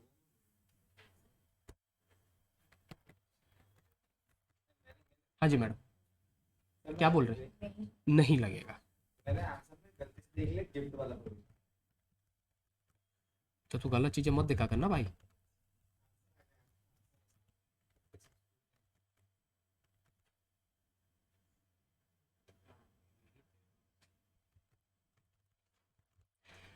If a individual transfer property to his son, ऐसा कोई क्लबिंग का प्रोविजन पढ़े हो क्या भाई? तो फिर क्यों इतना सोच रहे हो? नहीं होगा club.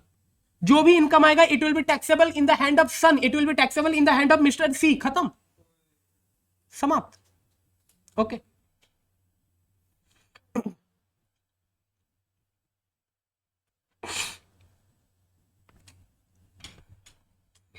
In case the property was gifted to Mr A son. Okay, बेटा तो दोनों का ही है ना, मिस्टर ए का भी है, मिसेस बी का भी है। Clubbing provision under 64 would not apply. Clubbing provision जो 64 में दे रखे हैं वो अप्लाई नहीं होने वाले, since son is not a minor child. अच्छा, ये वाला पार्ट अपने देख लेंगे थोड़ी देर में कि माइनर का क्या ट्रीटमेंट होता है। Therefore income of 2,10,000 from letting out of property gifted to son would be taxable in the hand of son. Son के हाथ में ही टैक्सेबल होगा, बराबर। ठीक है, और जो तुम दोनों महान हस्ती 50 लाख का बात कर रहे थे वो इधर लिखा हुआ है, उसके बारे में जानकारी इधर दे रखा है। बताता हूं, समझो। अब जब मिसेस बी प्रॉपर्टी ट्रांसफर कर रही है मिसेस सी को, या फिर मिसेस बी प्रॉपर्टी ट्रांसफर कर रही है मिस्टर सी को, दोनों केसेस अपने लेके चलते हैं। प्रॉपर्टी किसको मिला? मिसेस सी को मिला या फिर मिस्टर सी को मिला? ओके, क्या उनको ये गिफ्ट मिल रहा है? Yes, it is a gift without any consideration. तो ये गिफ्ट है, क्या ये गिफ्ट उनके हाथ में टैक्सेबल होने वाला है? नहीं होने वाला, क्योंकि उनको रिलेटिव से गिफ्ट मिला है, वही लिखा हुआ है यहां पर। Okay,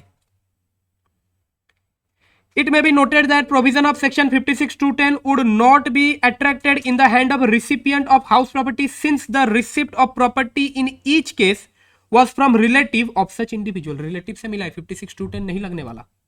therefore stamp duty value of house property would not be chargeable to tax in the hand of recipient of movable property even though the house property was received by her or him without consideration। भले ही उनको एक gift मिला है, फिर भी ये gift 56(2)(10) में taxable नहीं होगा, क्योंकि गिफ्ट उनको रिलेटिव से मिला है। खत्म। बराबर, ओके, आगे बढ़ें, कंफर्म, ठीक। कितना लिखने का है, ठीक है।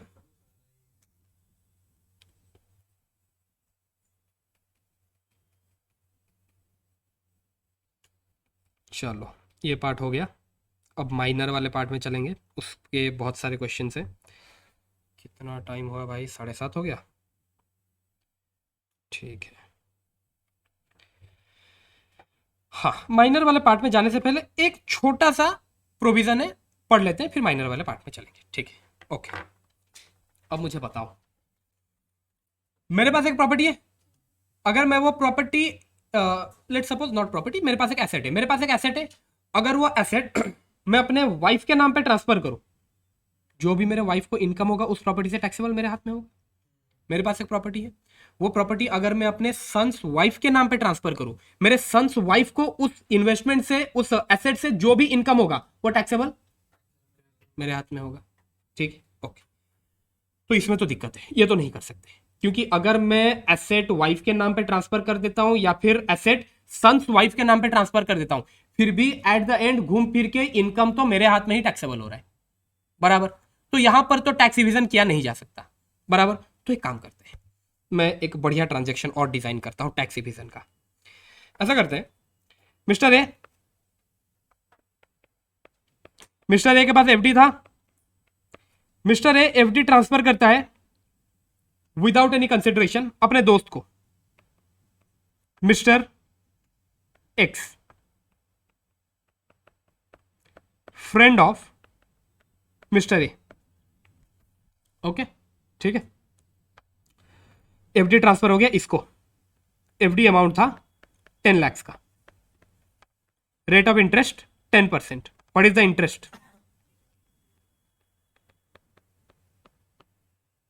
1 लाख, ठीक है।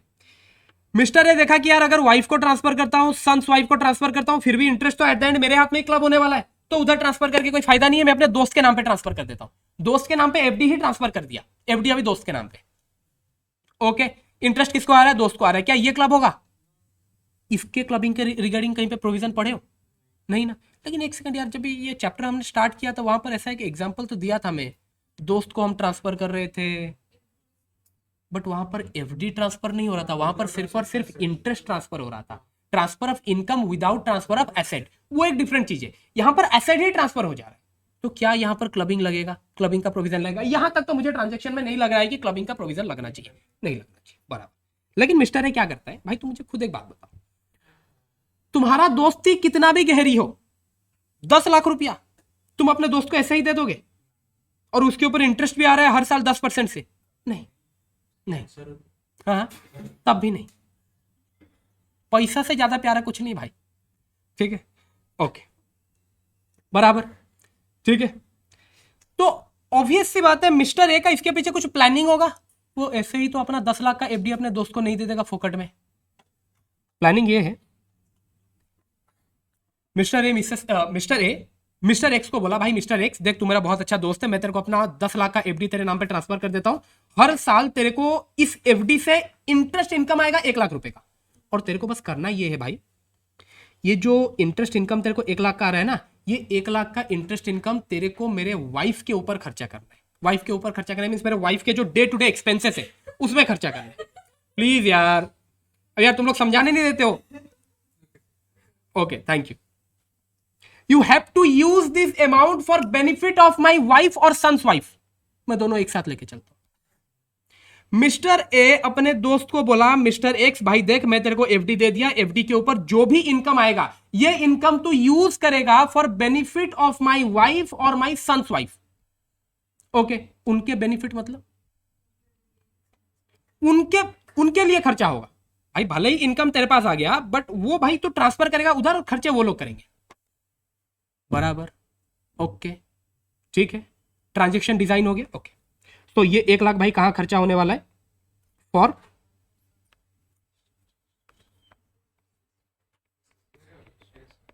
Benefit of Mr A's wife और सन्स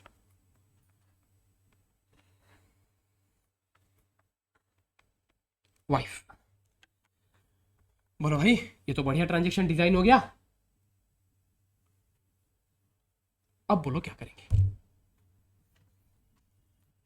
ट्रांजेक्शन समझ में, ट्रांजेक्शन समझ में। अब प्रोविजन पढ़ते हैं। देखो यहां से स्टार्ट करते हैं। All income arising from A asset transferred without adequate consideration. Without adequate consideration अगर एक एसेट का ट्रांसफर हो रहा है और उस एसेट से अगर कोई भी इनकम आ रहा है, will be includable in the income of individual to the extent such income is used by the transferee for immediate and deferred benefit of transferor's spouse।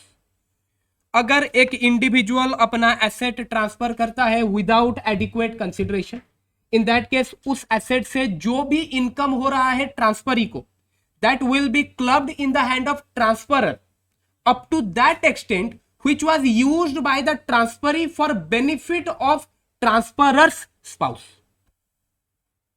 बराबर, समझ में आया? ओके, समझ में आया यहां तक? एक सेकेंड, एक बार इस एग्जांपल को हम दोबारा देखते हैं। Asset transferred by transferor, asset transferred by transferor. यहां पर ट्रांसफरर कौन है? Mr A. वो कौन सा एसेट ट्रांसफर किया है? FD. Asset transferred by transferor to transferee. इस एग्जांपल में ट्रांसफरी कौन है? Transferee Mr X. किसको ट्रांसफर किया गया भाई? Mr X. यहां पर आपका ट्रांसफरी है मिस्टर एक्स, तो transferor transferred a asset to transferee without adequate consideration. बराबर। इन दैट केस एसेट से जो भी इनकम हो रहा है ट्रांसफरी को यहां से जो भी इनकम हो रहा है, ये 1 लाख रुपया जो भी इनकम हो रहा है, it will be taxable in the hand of transferor, it will be taxable in the hand of Mr. A if this income is used for the benefit of transferor's spouse। Transferor means mister A. Mr A के spouse के benefit के लिए जो भी पैसा use किया जाएगा, इस इनकम में से जो भी पैसा मिस्टर ए के स्पाउस के बेनिफिट के लिए यूज किया जाएगा, वो मिस्टर ए के हाथ में टैक्सेबल होने वाला है। समझ में आया? बराबर। तो मुझे बताओ मिस्टर एक्स, अगर ये इंटरेस्ट इनकम जो है ना 1 लाख, इसमें से 60,000 रुपया यूज किया है for benefit of Mr A's wife. कितना यूज किया? 60,000 रुपया। मुझे बोलो क्लब कितना होगा? What about remaining 40? Mr X के हाथ में टैक्सेबल होगा। खत्म। ठीक है, ओके। ये वाला पार्ट एक बार रीड कर लो। All income arising from asset transferred without adequate consideration is includable in income of individual to the extent such income is used by transferee for immediate and deferred benefit of transferor's son's wife। क्या दूसरा वाला part भी cover हो गया? Okay, ठीक है। हाँ बोलो मैडम। ए बाबू थोड़ा बाजू। हाँ बोलो मैडम, इधर बोलो, क्या हुआ? पूरा सेम है मैडम। ओ ऑलमोस्ट हटा दो, पूरा ही सेम। Yes correct. चलो हाँ, तो नॉर्मल हो जाए भाई अभी। ठीक है, यहां तक खत्म। आगे बढ़े। ठीक है। Clubbing carry forward setup 4 page के चैप्टर है। ये 4 पेज के चैप्टर है, बट इस चैप्टर से इंडिविजुअल क्वेश्चन आएगा। इंडिविजुअल क्वेश्चन 4 से 6 मार्क का इंडिविजुअल क्वेश्चन आएगा ये 2 चैप्टर से। 4 पेज के चैप्टर है। 4 मिला के दोनों 8 पेज के चैप्टर होगा। 8 भी नहीं सर, दोनों मिला के 7 पेज का चैप्टर होगा, क्योंकि कैरी फॉरवर्ड सेटअप 3 पेज का है और ये 4 पेज का है। इंडिविजुअल क्वेश्चन यहां से आ सकता है 4 से 6 मार्क का। इंडिविजुअल मतलब 4, इसका उसका 4 टोटल। या तो यहां से क्वेश्चन आएगा या फिर वहां से क्वेश्चन आएगा, बट 4 से 6 मार्क का क्वेश्चन आएगा श्योर शॉट। 7 पेज पढ़ के अगर 4 मार्क का क्वेश्चन आया भाई, अगर ठीक से पढ़े हो तो 3 मार्क तो कहीं नहीं गए। Not a bad deal. Okay, ये तो मैं बोल रहा हूं आउट ऑफ 35। एमसीक्यू आएगा वो अलग से। एमसीक्यू तो श्योर शॉट पकड़ के चलो भाई, 3-4 मार्क का एमसीक्यू तो आएगा ही आएगा। इसीलिए इतना टाइम लगा रहा हूं, हर जगह एग्जाम्पल दे दे के समझा रहा हूं मैं, क्योंकि ये जरूरी है। ओके, क्लबिंग के तो 6 क्वेश्चन है। मैं आज देख रहा था 6 क्वेश्चन है, जो मैं आपको पीडीएफ दूंगा। 6 से 7 क्वेश्चन है। कैरी फॉरवर्ड सेटअप 3 पेज का चैप्टर, 12 क्वेश्चन है। 12 क्वेश्चन है। ओके, डिडक्शन 15 पेज का चैप्टर होगा, क्वेश्चन आया ही नहीं है पिछले 6 अटेम्प्ट में, 6 नहीं 5 अटेम्प्ट में। रीजन है उसके पीछे, मैं बताऊंगा क्यों। नहीं, क्योंकि वो चैप्टर आउटडेटेड हो चुका है।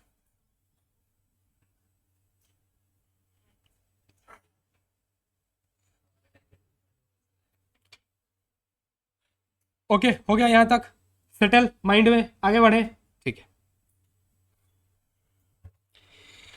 मैं आपको एक चीज मेरे को याद आया, जो हमारा मास्टर था, जो हमें डीटी पढ़ा रहे थे इंटर में, वो अपने को पढ़ाते थे डायरेक्ट ये बुक से। सर आए, ये जो है ना, लेट्स रिकैपिचुलेट, इसको रीड किए, मैं थोड़ा बहुत ऐसा रीड किए, थोड़ा बहुत समझाए, नो एग्जाम्पल्स, वैसे रीड किए, थोड़ा बहुत समझाए, चलो चैप्टर खत्म। हाँ शायद एक दिन में ही खत्म हुआ था, हाँ एक ही दिन में शायद निपटा दिए थे पूरा।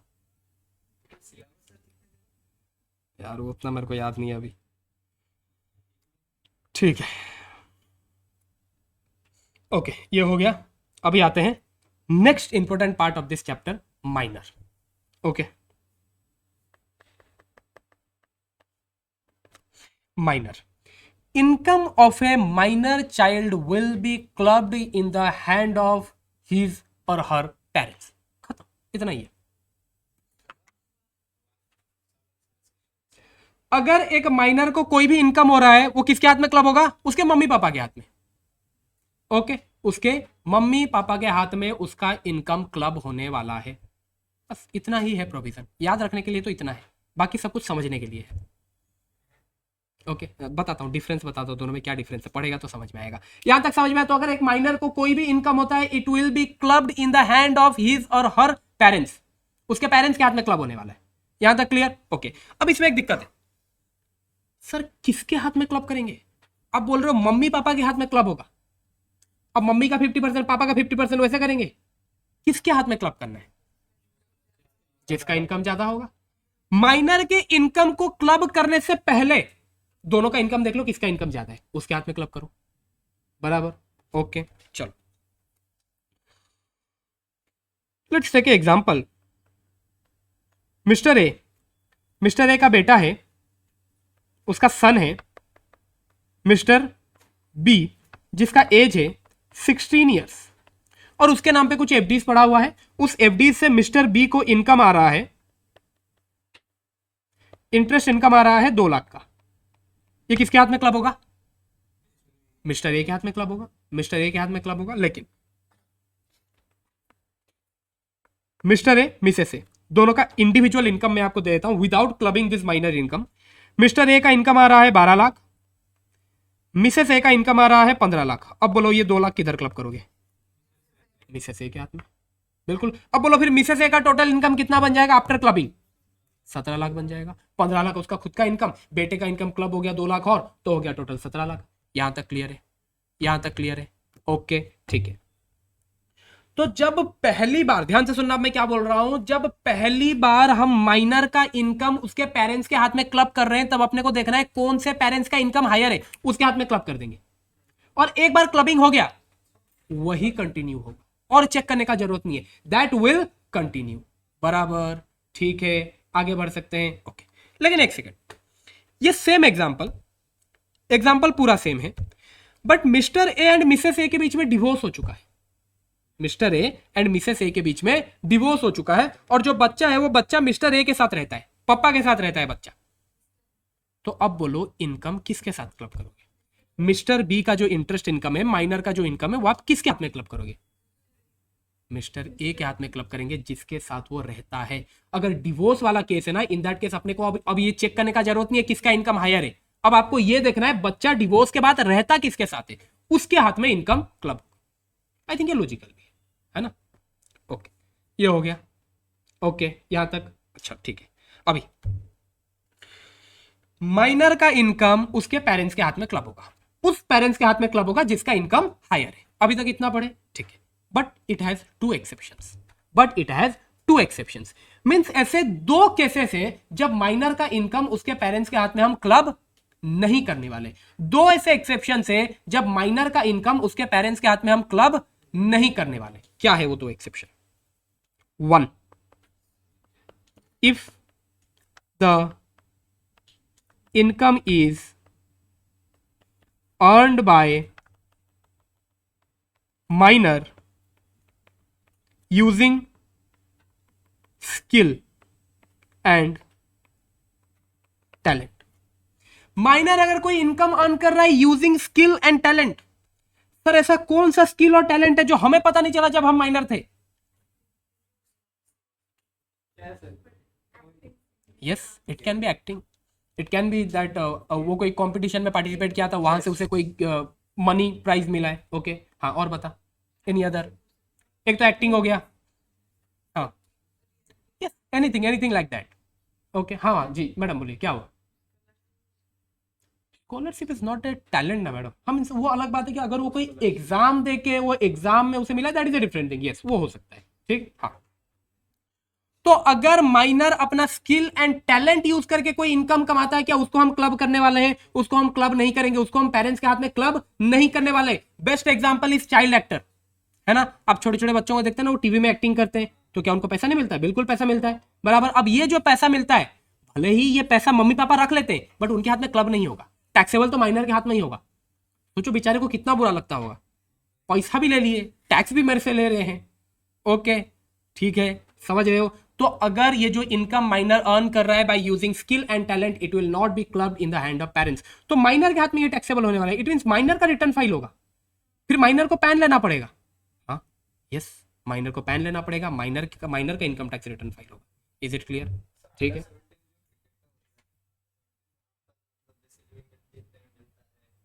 हाँ, उनके वो खुद के हाथ में टैक्सेबल होगा, because it is their talent, they have the talent to play the cricket, that's why they are getting the money, उनके हाथ में टैक्सेबल होगा, बराबर। ओके यहां तक क्लियर? आगे बढ़े, ठीक है, चलो हम एग्जांपल लेते हैं एक चाइल्ड एक्टर का। लेट सपोज एक बच्चा है, वो चाइल्ड एक्टर है, उसका उम्र है 12 साल, टीवी सीरियल्स में काम करता है, उसको हर साल इनकम आता है 4 लाख रुपया। बताओ ये 4 लाख रुपया किसके हाथ में टैक्सेबल होगा? उस बच्चे के हाथ में या फिर मम्मी पापा के हाथ में? बच्चे के हाथ में टैक्सेबल होगा, इसमें कोई दिक्कत वाला बात नहीं है। Okay done, close. लेकिन वो बच्चा करता क्या है, वो बहुत शाना बच्चा था, वो 4 लाख रुपया एफडी कर देता था। खाना तो मम्मी पापा के पैसे से, 12 साल का बच्चा है, खाएगा तो मम्मी पापा के पैसे से, तो उसका जो 4 लाख का इनकम आता था ना उसके एक्टिंग से, वो 4 लाख रुपया वो क्या करता था, एफडी कर देता था। अब ये जो 4 लाख का एफडी उसने किया, उस एफडी से उसे कुछ इंटरेस्ट इनकम आया। एफडी किसका है? माइनर का एफडी है, माइनर के नाम पे एफडी है, माइनर के नाम पे एफडी है, और उस एफडी से उसे इंटरेस्ट इनकम आ रहा है। अब ये इंटरेस्ट इनकम किसके हाथ में टैक्सेबल होगा? माइनर या फिर उसके पेरेंट्स के हाथ में क्लब होगा? इंटरेस्ट इनकम जो है उसमें उसका कोई टैलेंट नहीं है, बट इंटरेस्ट इनकम तभी आया क्योंकि आपने एफडी किया 4 लाख का, और वो 4 लाख वो अपने टैलेंट से कमाया था। बोलो फिर क्या करेंगे? क्या करने का बताओ? 4 लाख रुपया क्लब हो रहा है क्या? नहीं। 4 लाख रुपया जब एफडी हुआ उसके ऊपर जो इंटरेस्ट आ रहा है वो क्लब होगा या नहीं होगा? अरे बिल्कुल होना चाहिए भाई, अभी तो मैंने बोला वो इंटरेस्ट को कमाने में उसका कोई टैलेंट है नहीं है, तो भाई बिल्कुल क्लब होगा, बिल्कुल क्लब होगा। Is it clear? आगे बढ़ सकते हैं, ठीक है चलो। मैंने 2 एक्सेप्शन बताया था, हम डिस्कस एक किए।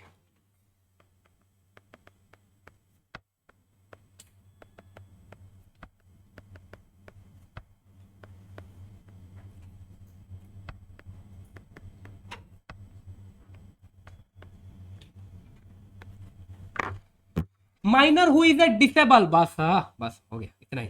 हाँ, minor who is a disable. अगर एक माइनर है, एक पेरेंट्स है, पेरेंट्स उनका जो माइनर बच्चा है वो डिसेबल है, और ये जो डिसेबिलिटी का डेफिनेशन है वो आपको 80U में दे रखा है, इसलिए मैंने 80U का रेफरेंस दिया। तो एक माइनर है और वो माइनर बच्चा बेचारा डिसेबल है, उस डिसेबल माइनर बच्चे को जो भी इनकम हो रहा है, चाहे उसके टैलेंट के दम पे हो, चाहे विदाउट एनी टैलेंट वो इनकम उसे हो रहा हो, it will not be clubbed in the hand of parents because he is disable. तो एक बेनिफिट दिया जा रहा है, वो डिसेबल है इसीलिए ये बेनिफिट उसे दिया जा रहा है। लेकिन एक सेकंड सर, बेनिफिट कैसे हुआ? अबे बेसिक एग्जाम्पशन लिमिट 87 है, रिबेट।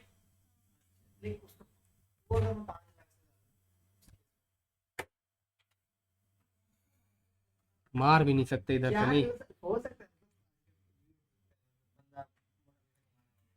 ठीक है, मैं बताता हूं, मैं तेरे क्वेश्चन पे आता हूं। क्या यहां तक क्लियर हुआ? दो एक्सेप्शंस क्लियर हुआ। सबसे पहला एक्सेप्शन भाई, अगर माइनर इनकम कमाता है अपने टैलेंट के दम पे, अपने स्किल के दम पे, क्लब नहीं होगा। अगर वो बेचारा माइनर डिसेबल है, इन दैट केस जो भी इनकम उसे आ रहा है, चाहे टैलेंट के दम पे आए चाहे फोकट में आए, क्लब नहीं होने वाला।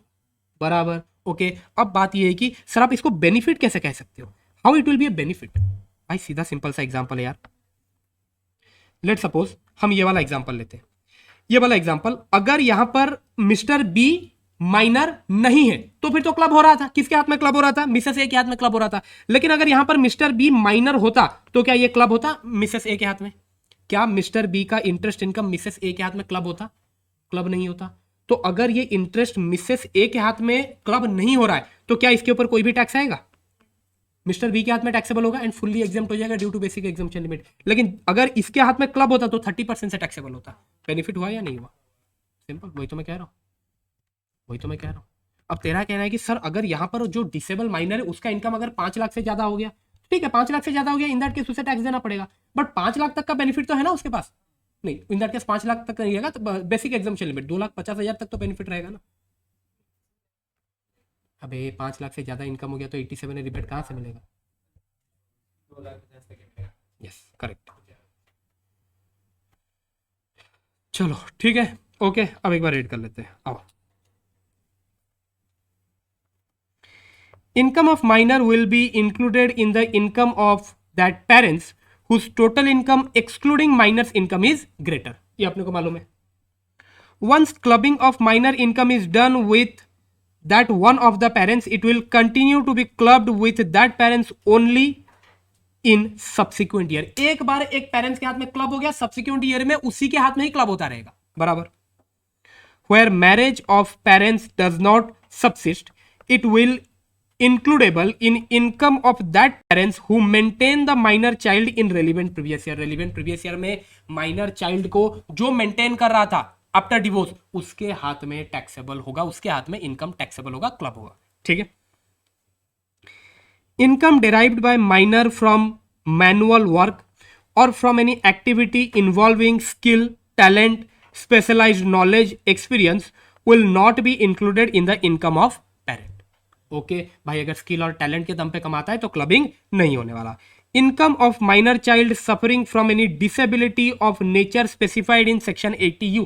सेक्शन 80U में जो डिसेबिलिटी वाला बात किया गया है, अगर माइनर को वो डिसेबिलिटी हो रखा है, कोई भी क्लबिंग नहीं होने वाला, चाहे वो इनकम अपने दम पे कमाए या फिर उसे कोई फोकट का इनकम हो रहा है। ठीक है। It may be noted that clubbing provisions are attracted even if in respect of income of minor married daughter. ये क्यों लिखा भाई? It may be noted that clubbing provisions are attracted even in respect of income of minor married daughter.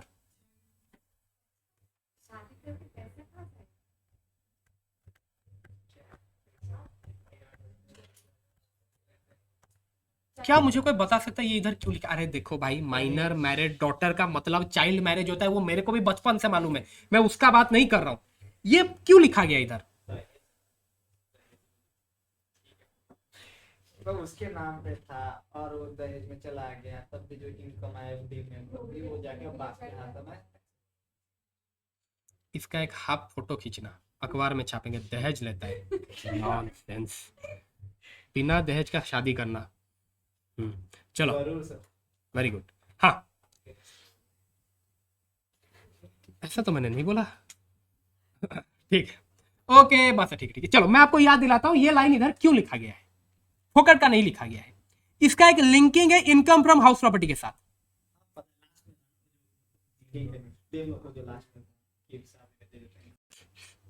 चुप रहने का क्या लेगा तू?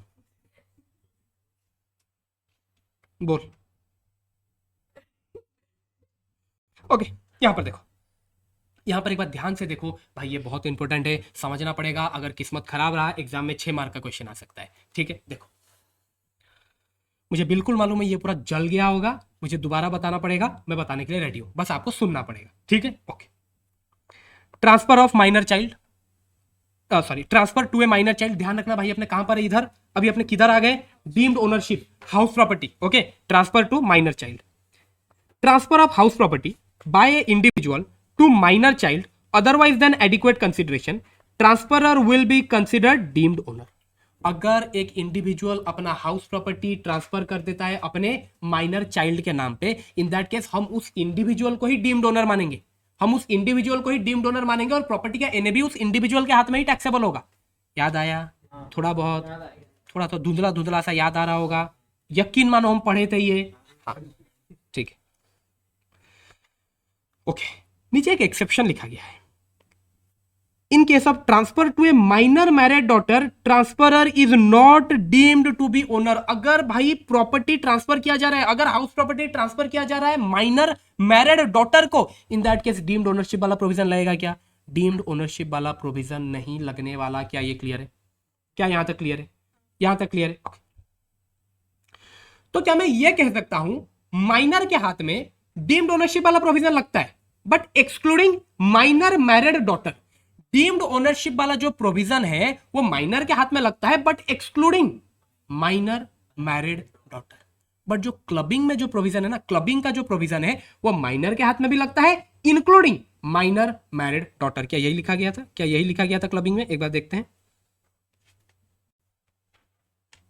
It may be noted that clubbing provisions are attracted even in respect of minor married daughter. clubbing के provisions, हाँ जी madam, वापस से, कोई बात नहीं कोई बात नहीं, वापस से, ठीक है। सुनिए सुनिए, मैं दोबारा रिपीट करता हूं। सबसे पहले एक बार बात करते हैं डीम्ड ओनरशिप का।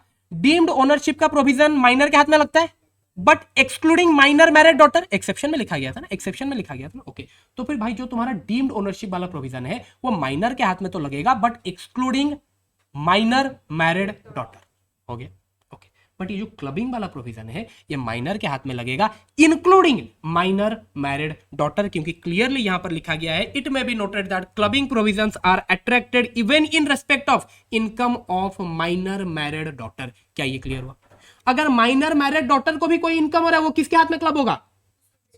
पेरेंट्स के हाथ में क्लब होगा, पतिदेव के हाथ में नहीं, पेरेंट्स के हाथ में क्लब होगा। समझ में आया? क्लियर? ओके।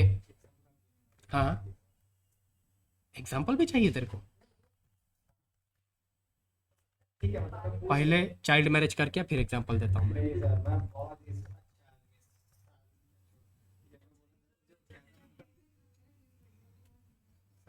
वही चीज है कि हमारा का माइनर यार रुको रुको भाई, पीयूष का डाउट है, देखना पड़ेगा। हाँ बोलो। हाउस प्रॉपर्टी ट्रांसफर हुआ, डीम्ड ओनरशिप का नहीं आएगा, लेकिन उसके ऊपर जो इनकम आ रहा होगा तो उसका टैक्सेबल उसके बाप के हाथ में होगा। पता नहीं, देखते हैं। ठीक है, हमेशा की तरह पीयूष को इग्नोर करते हुए हम आगे बढ़ेंगे एग्जाम्पल की तरफ। यहां तक क्लियर है? ओके, अब देखो मिस्टर ए अपना हाउस प्रॉपर्टी ट्रांसफर करता है मिस्टर बी को, minor son of Mr A. Mr B को ने minor son of Mr B, sorry minor son of Mr A, बराबर। क्या ट्रांसफर किया भाई?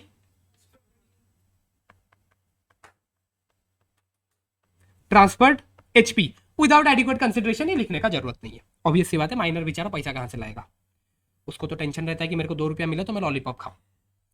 ओके ठीक। तो अब मुझे ये बताओ, मिस्टर ए जो ये हाउस प्रॉपर्टी ट्रांसफर किया अपने माइनर सन के नाम पे, अब ये हाउस प्रॉपर्टी लीगली किसके नाम पे है?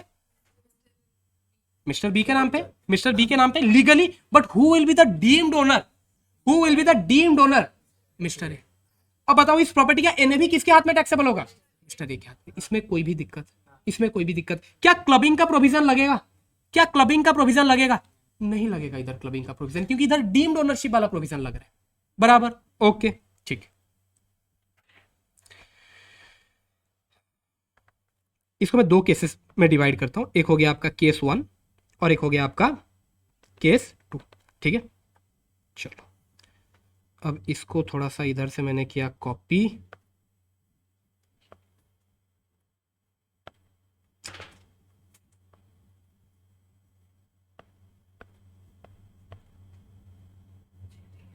ओके ठीक है।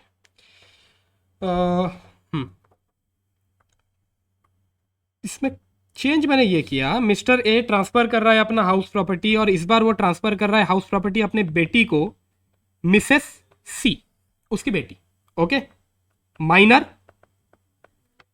बट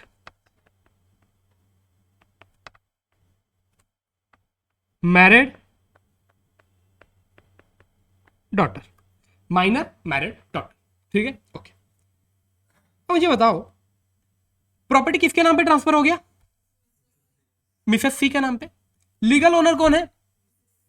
क्या यहां पर मैं मिस्टर ए को डीम्ड ओनर मान लूं एज पर डीम्ड ओनरशिप? नहीं, क्योंकि डीम्ड ओनरशिप वाला जो कॉन्सेप्ट है वो माइनर के केस में तो जरूर एप्लीकेबल है, but not applicable in case of minor married daughter. तो इधर डीम्ड ओनरशिप वाला कॉन्सेप्ट तो नहीं आएगा भाई, डीम्ड ओनरशिप वाला कॉन्सेप्ट नहीं आएगा, बराबर। लेकिन मुझे बताओ भाई प्रॉपर्टी किसके नाम पे? मिसेस सी के नाम पे। प्रॉपर्टी से रेंटल इनकम आ रहा है, रेंटल इनकम किसके नाम पे आएगा? मिसेस सी के हाथ में। माइनर का इनकम हो रहा है, माइनर का इनकम क्या उसके पेरेंट्स के हाथ में क्लब करेंगे? माइनर मैरिड डॉटर के हाथ में क्या क्लबिंग का प्रोविजन एप्लीकेबल होता है?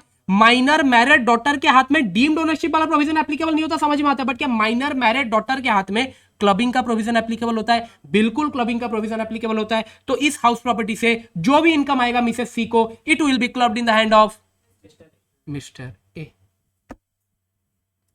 तो बात तो फिर सेम हुआ ना sir?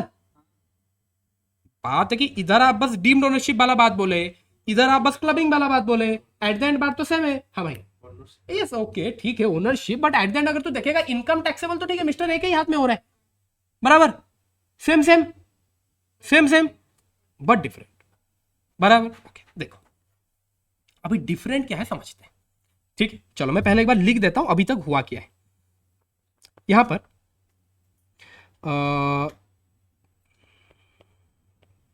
Income from house property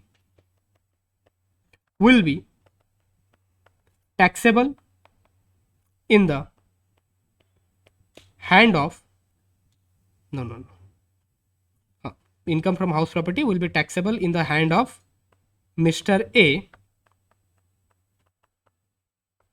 considering him deemed owner, बराबर।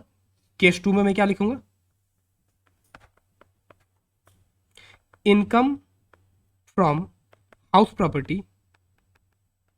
will be clubbed in the hand of Mr. A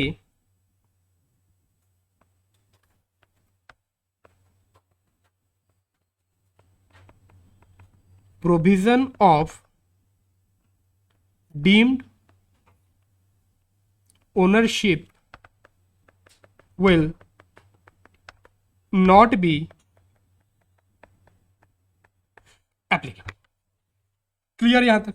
कोई दिक्कत वाला बात नहीं है, कंफर्म, आगे बढ़ सकते हैं भाई, ठीक है। सुनो अभी इसको थोड़ी देर के लिए साइड में रख दो, ये जो दो मैंने एग्जांपल दिया ना इसको अभी थोड़ी देर के लिए ऐसा बगल में रख दो, फिर इसको लेके आएंगे, अभी थोड़ी देर के लिए साइड में, ओके। अभी सुनो मेरी बात ध्यान से। अभी तक हमने ये पढ़ा, एक बार क्लबिंग के चैप्टर में दोबारा वापस आ जाओ, क्लबिंग के चैप्टर में दोबारा वापस आ जाओ, बस बेटा उतना ही, ओके। क्लबिंग के चैप्टर में वापस आ जाओ। हाँ, तो क्लबिंग के चैप्टर में हम ये पढ़ रहे थे कि भाई अगर किसी भी माइनर को कोई भी इनकम होता है वो क्लब होता है उसके पेरेंट्स के हाथ में, तो हमने पढ़ा। अब बात होता ये है, अगर एक माइनर का इनकम उसके पेरेंट्स के हाथ में क्लब होता है, उसके अगेंस्ट में पेरेंट्स को एक एग्जम्पशन मिलता है 1500 रुपए का। अगर एक माइनर का इनकम उसके पेरेंट्स के हाथ में क्लब होता है, in that case parents is eligible for a exemption amounting to 1500 per child. Let suppose एक इंडिविजुअल है, एक इंडिविजुअल के 2 बच्चे हैं और दोनों बच्चों को कुछ कुछ इंटरेस्ट इनकम है। अब वो इंटरेस्ट इनकम उस इंडिविजुअल के हाथ में क्लब होगा, दोनों बच्चों का इंटरेस्ट इनकम इंडिविजुअल के हाथ में क्लब होगा, ठीक है। इनकम तो इंडिविजुअल के हाथ में क्लब होगा, but that individual is eligible for exemption of 1500 per child. कितने बच्चे हैं? 2 बच्चे, तो टोटल एग्जम्पशन कितना मिलेगा? 3000 का एग्जम्पशन उसे मिलेगा। ओके ठीक है, चलो एक छोटा सा एग्जांपल लेते हैं।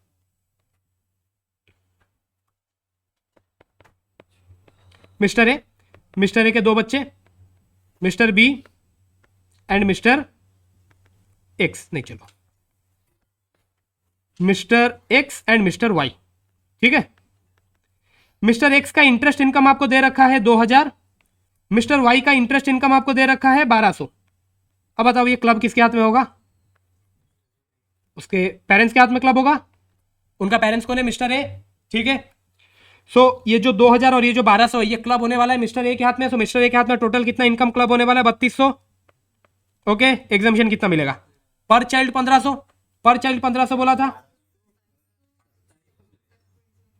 भाई। चलो एक्स के अगेंस्ट में तो तुम्हें 1500 का एग्जामिशन मिल जाएगा, क्या यहां पर भी तुम्हें 1500 का एग्जामिशन मिलेगा? अरे पहले उतना इनकम तो हो, ठीक है भाई 1500 का एग्जामिशन मिलेगा, बट पहले उतना इनकम तो हो तब ना जाके तुम्हें 1500 का एग्जामिशन मिलेगा। तुम्हारा तो इनकम ही 1200 है, तो भाई एग्जामिशन 1200 का ही मिलेगा ना, बराबर ना भाई?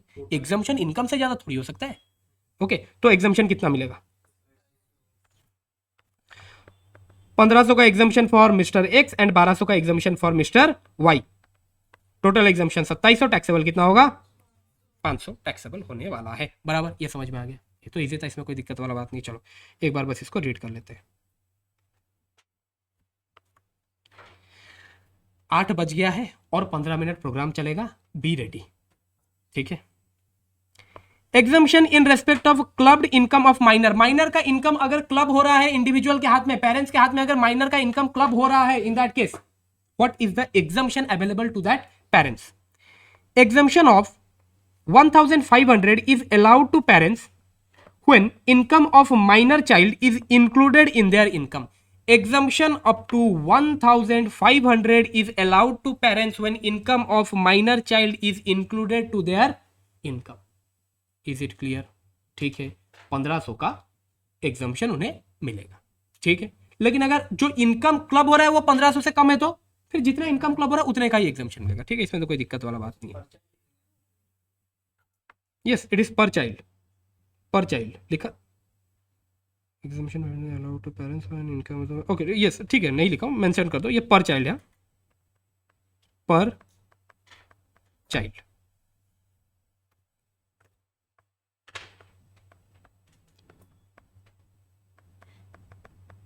पर चाइल्ड, ठीक है। ओके चलो भाई ये तो हो गया। अब आते हैं थोड़ा सा इधर ऊपर। केस 1 में क्या हो रखा था भाई? केस 1 में क्या हो रखा था? डीम्ड ओनरशिप वाला प्रोविजन लगा था या क्लबिंग का प्रोविजन लगा था?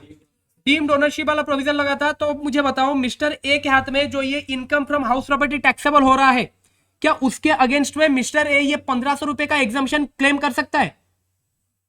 मैं दोबारा रिपीट करता हूं, यहां पर इनकम फ्रॉम हाउस प्रॉपर्टी किसके हाथ में टैक्सेबल हो रहा है? मिस्टर ए के हाथ में टैक्सेबल हो रहा है due to the provisions of deemed ownership. तो अब मुझे बताओ क्या मिस्टर ए यहां पर वो 1500 रुपए का एग्जाम्पशन क्लेम कर सकता है? भाई 1500 रुपए का तो एग्जाम्पशन तभी आता है अगर इनकम क्लब हो रहा है। यहां पर इनकम क्लब नहीं हो रहा है, यहां पर तो डीम्ड ओनरशिप का प्रोविजन है। क्या 1500 रुपए का एग्जाम्पशन मिलेगा मिस्टर ए को? नहीं मिलने वाला, नहीं मिलने वाला, नहीं मिलने वाला। Triple effect, okay. No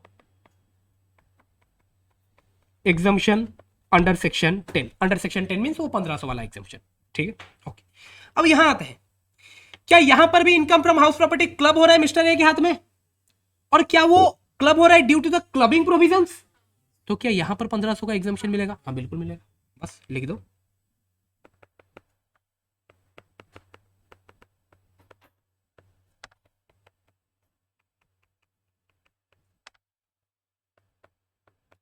eligible for exemption under section 10, no exemption under section 10 ऊपर हमने लिखा और यहां पर लिखा eligible for exemption under section 10। क्या ये क्लियर हुआ? कंफर्म? आगे बढ़े, ठीक है भाई, कंफर्म? मैडम, सोम भाई इधर है भाई तू? हाँ ठीक है।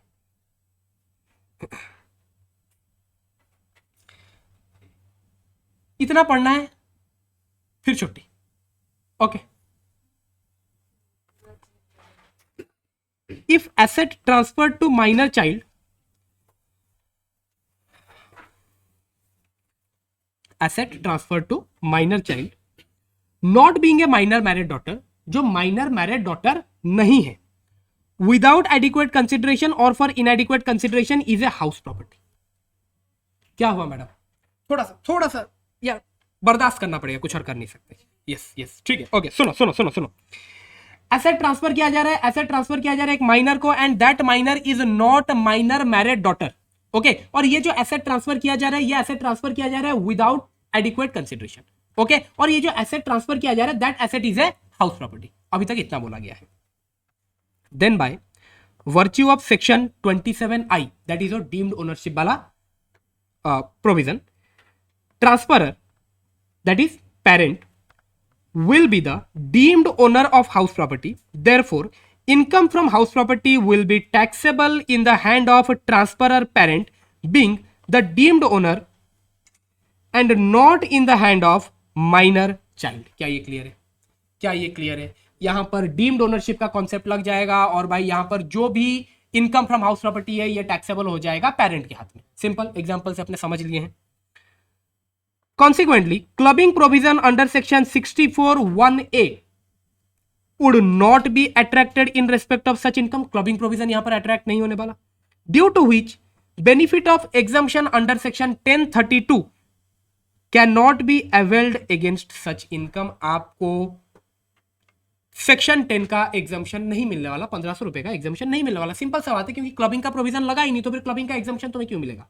क्लबिंग का जो ये 1500 रुपए वाला एग्जाम्पशन ये तभी मिलेगा अगर क्लबिंग का प्रोविजन अट्रैक्ट हो रहा है। यहां पर तो क्लबिंग का प्रोविजन अट्रैक्ट ही नहीं हो रहा है, यहां पर डीम्ड ओनरशिप वाला प्रोविजन अट्रैक्ट हो रहा है। क्लियर?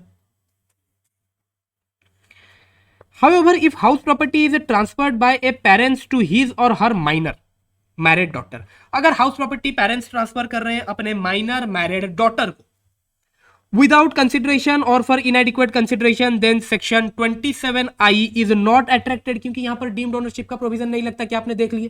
क्या आप डीम्ड ओनरशिप वाला प्रोविजन जाके ये अपने पढ़ चुके हैं? In such case income from house property will be included under 64(1)(a) in the hand of parents. तो ये जो इनकम फ्रॉम हाउस प्रॉपर्टी आ रहा है ये पेरेंट्स के हाथ में क्लब तो होगा, बट ये क्लब होगा as per the clubbing provision given in section 64(1)(a), बराबर।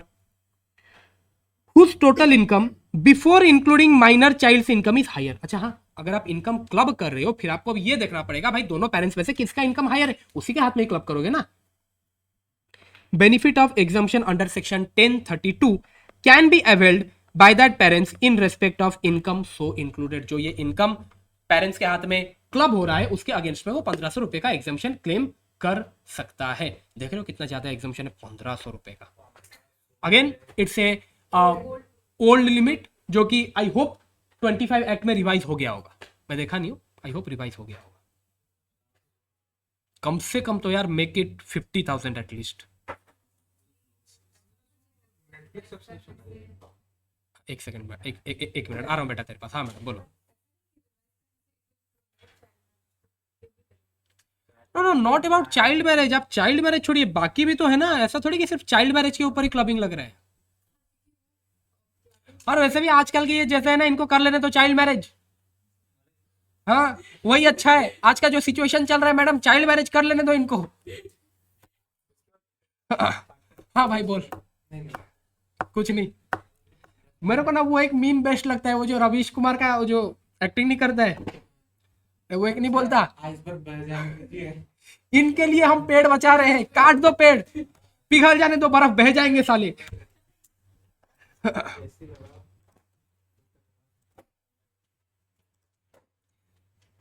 चलो ठीक है।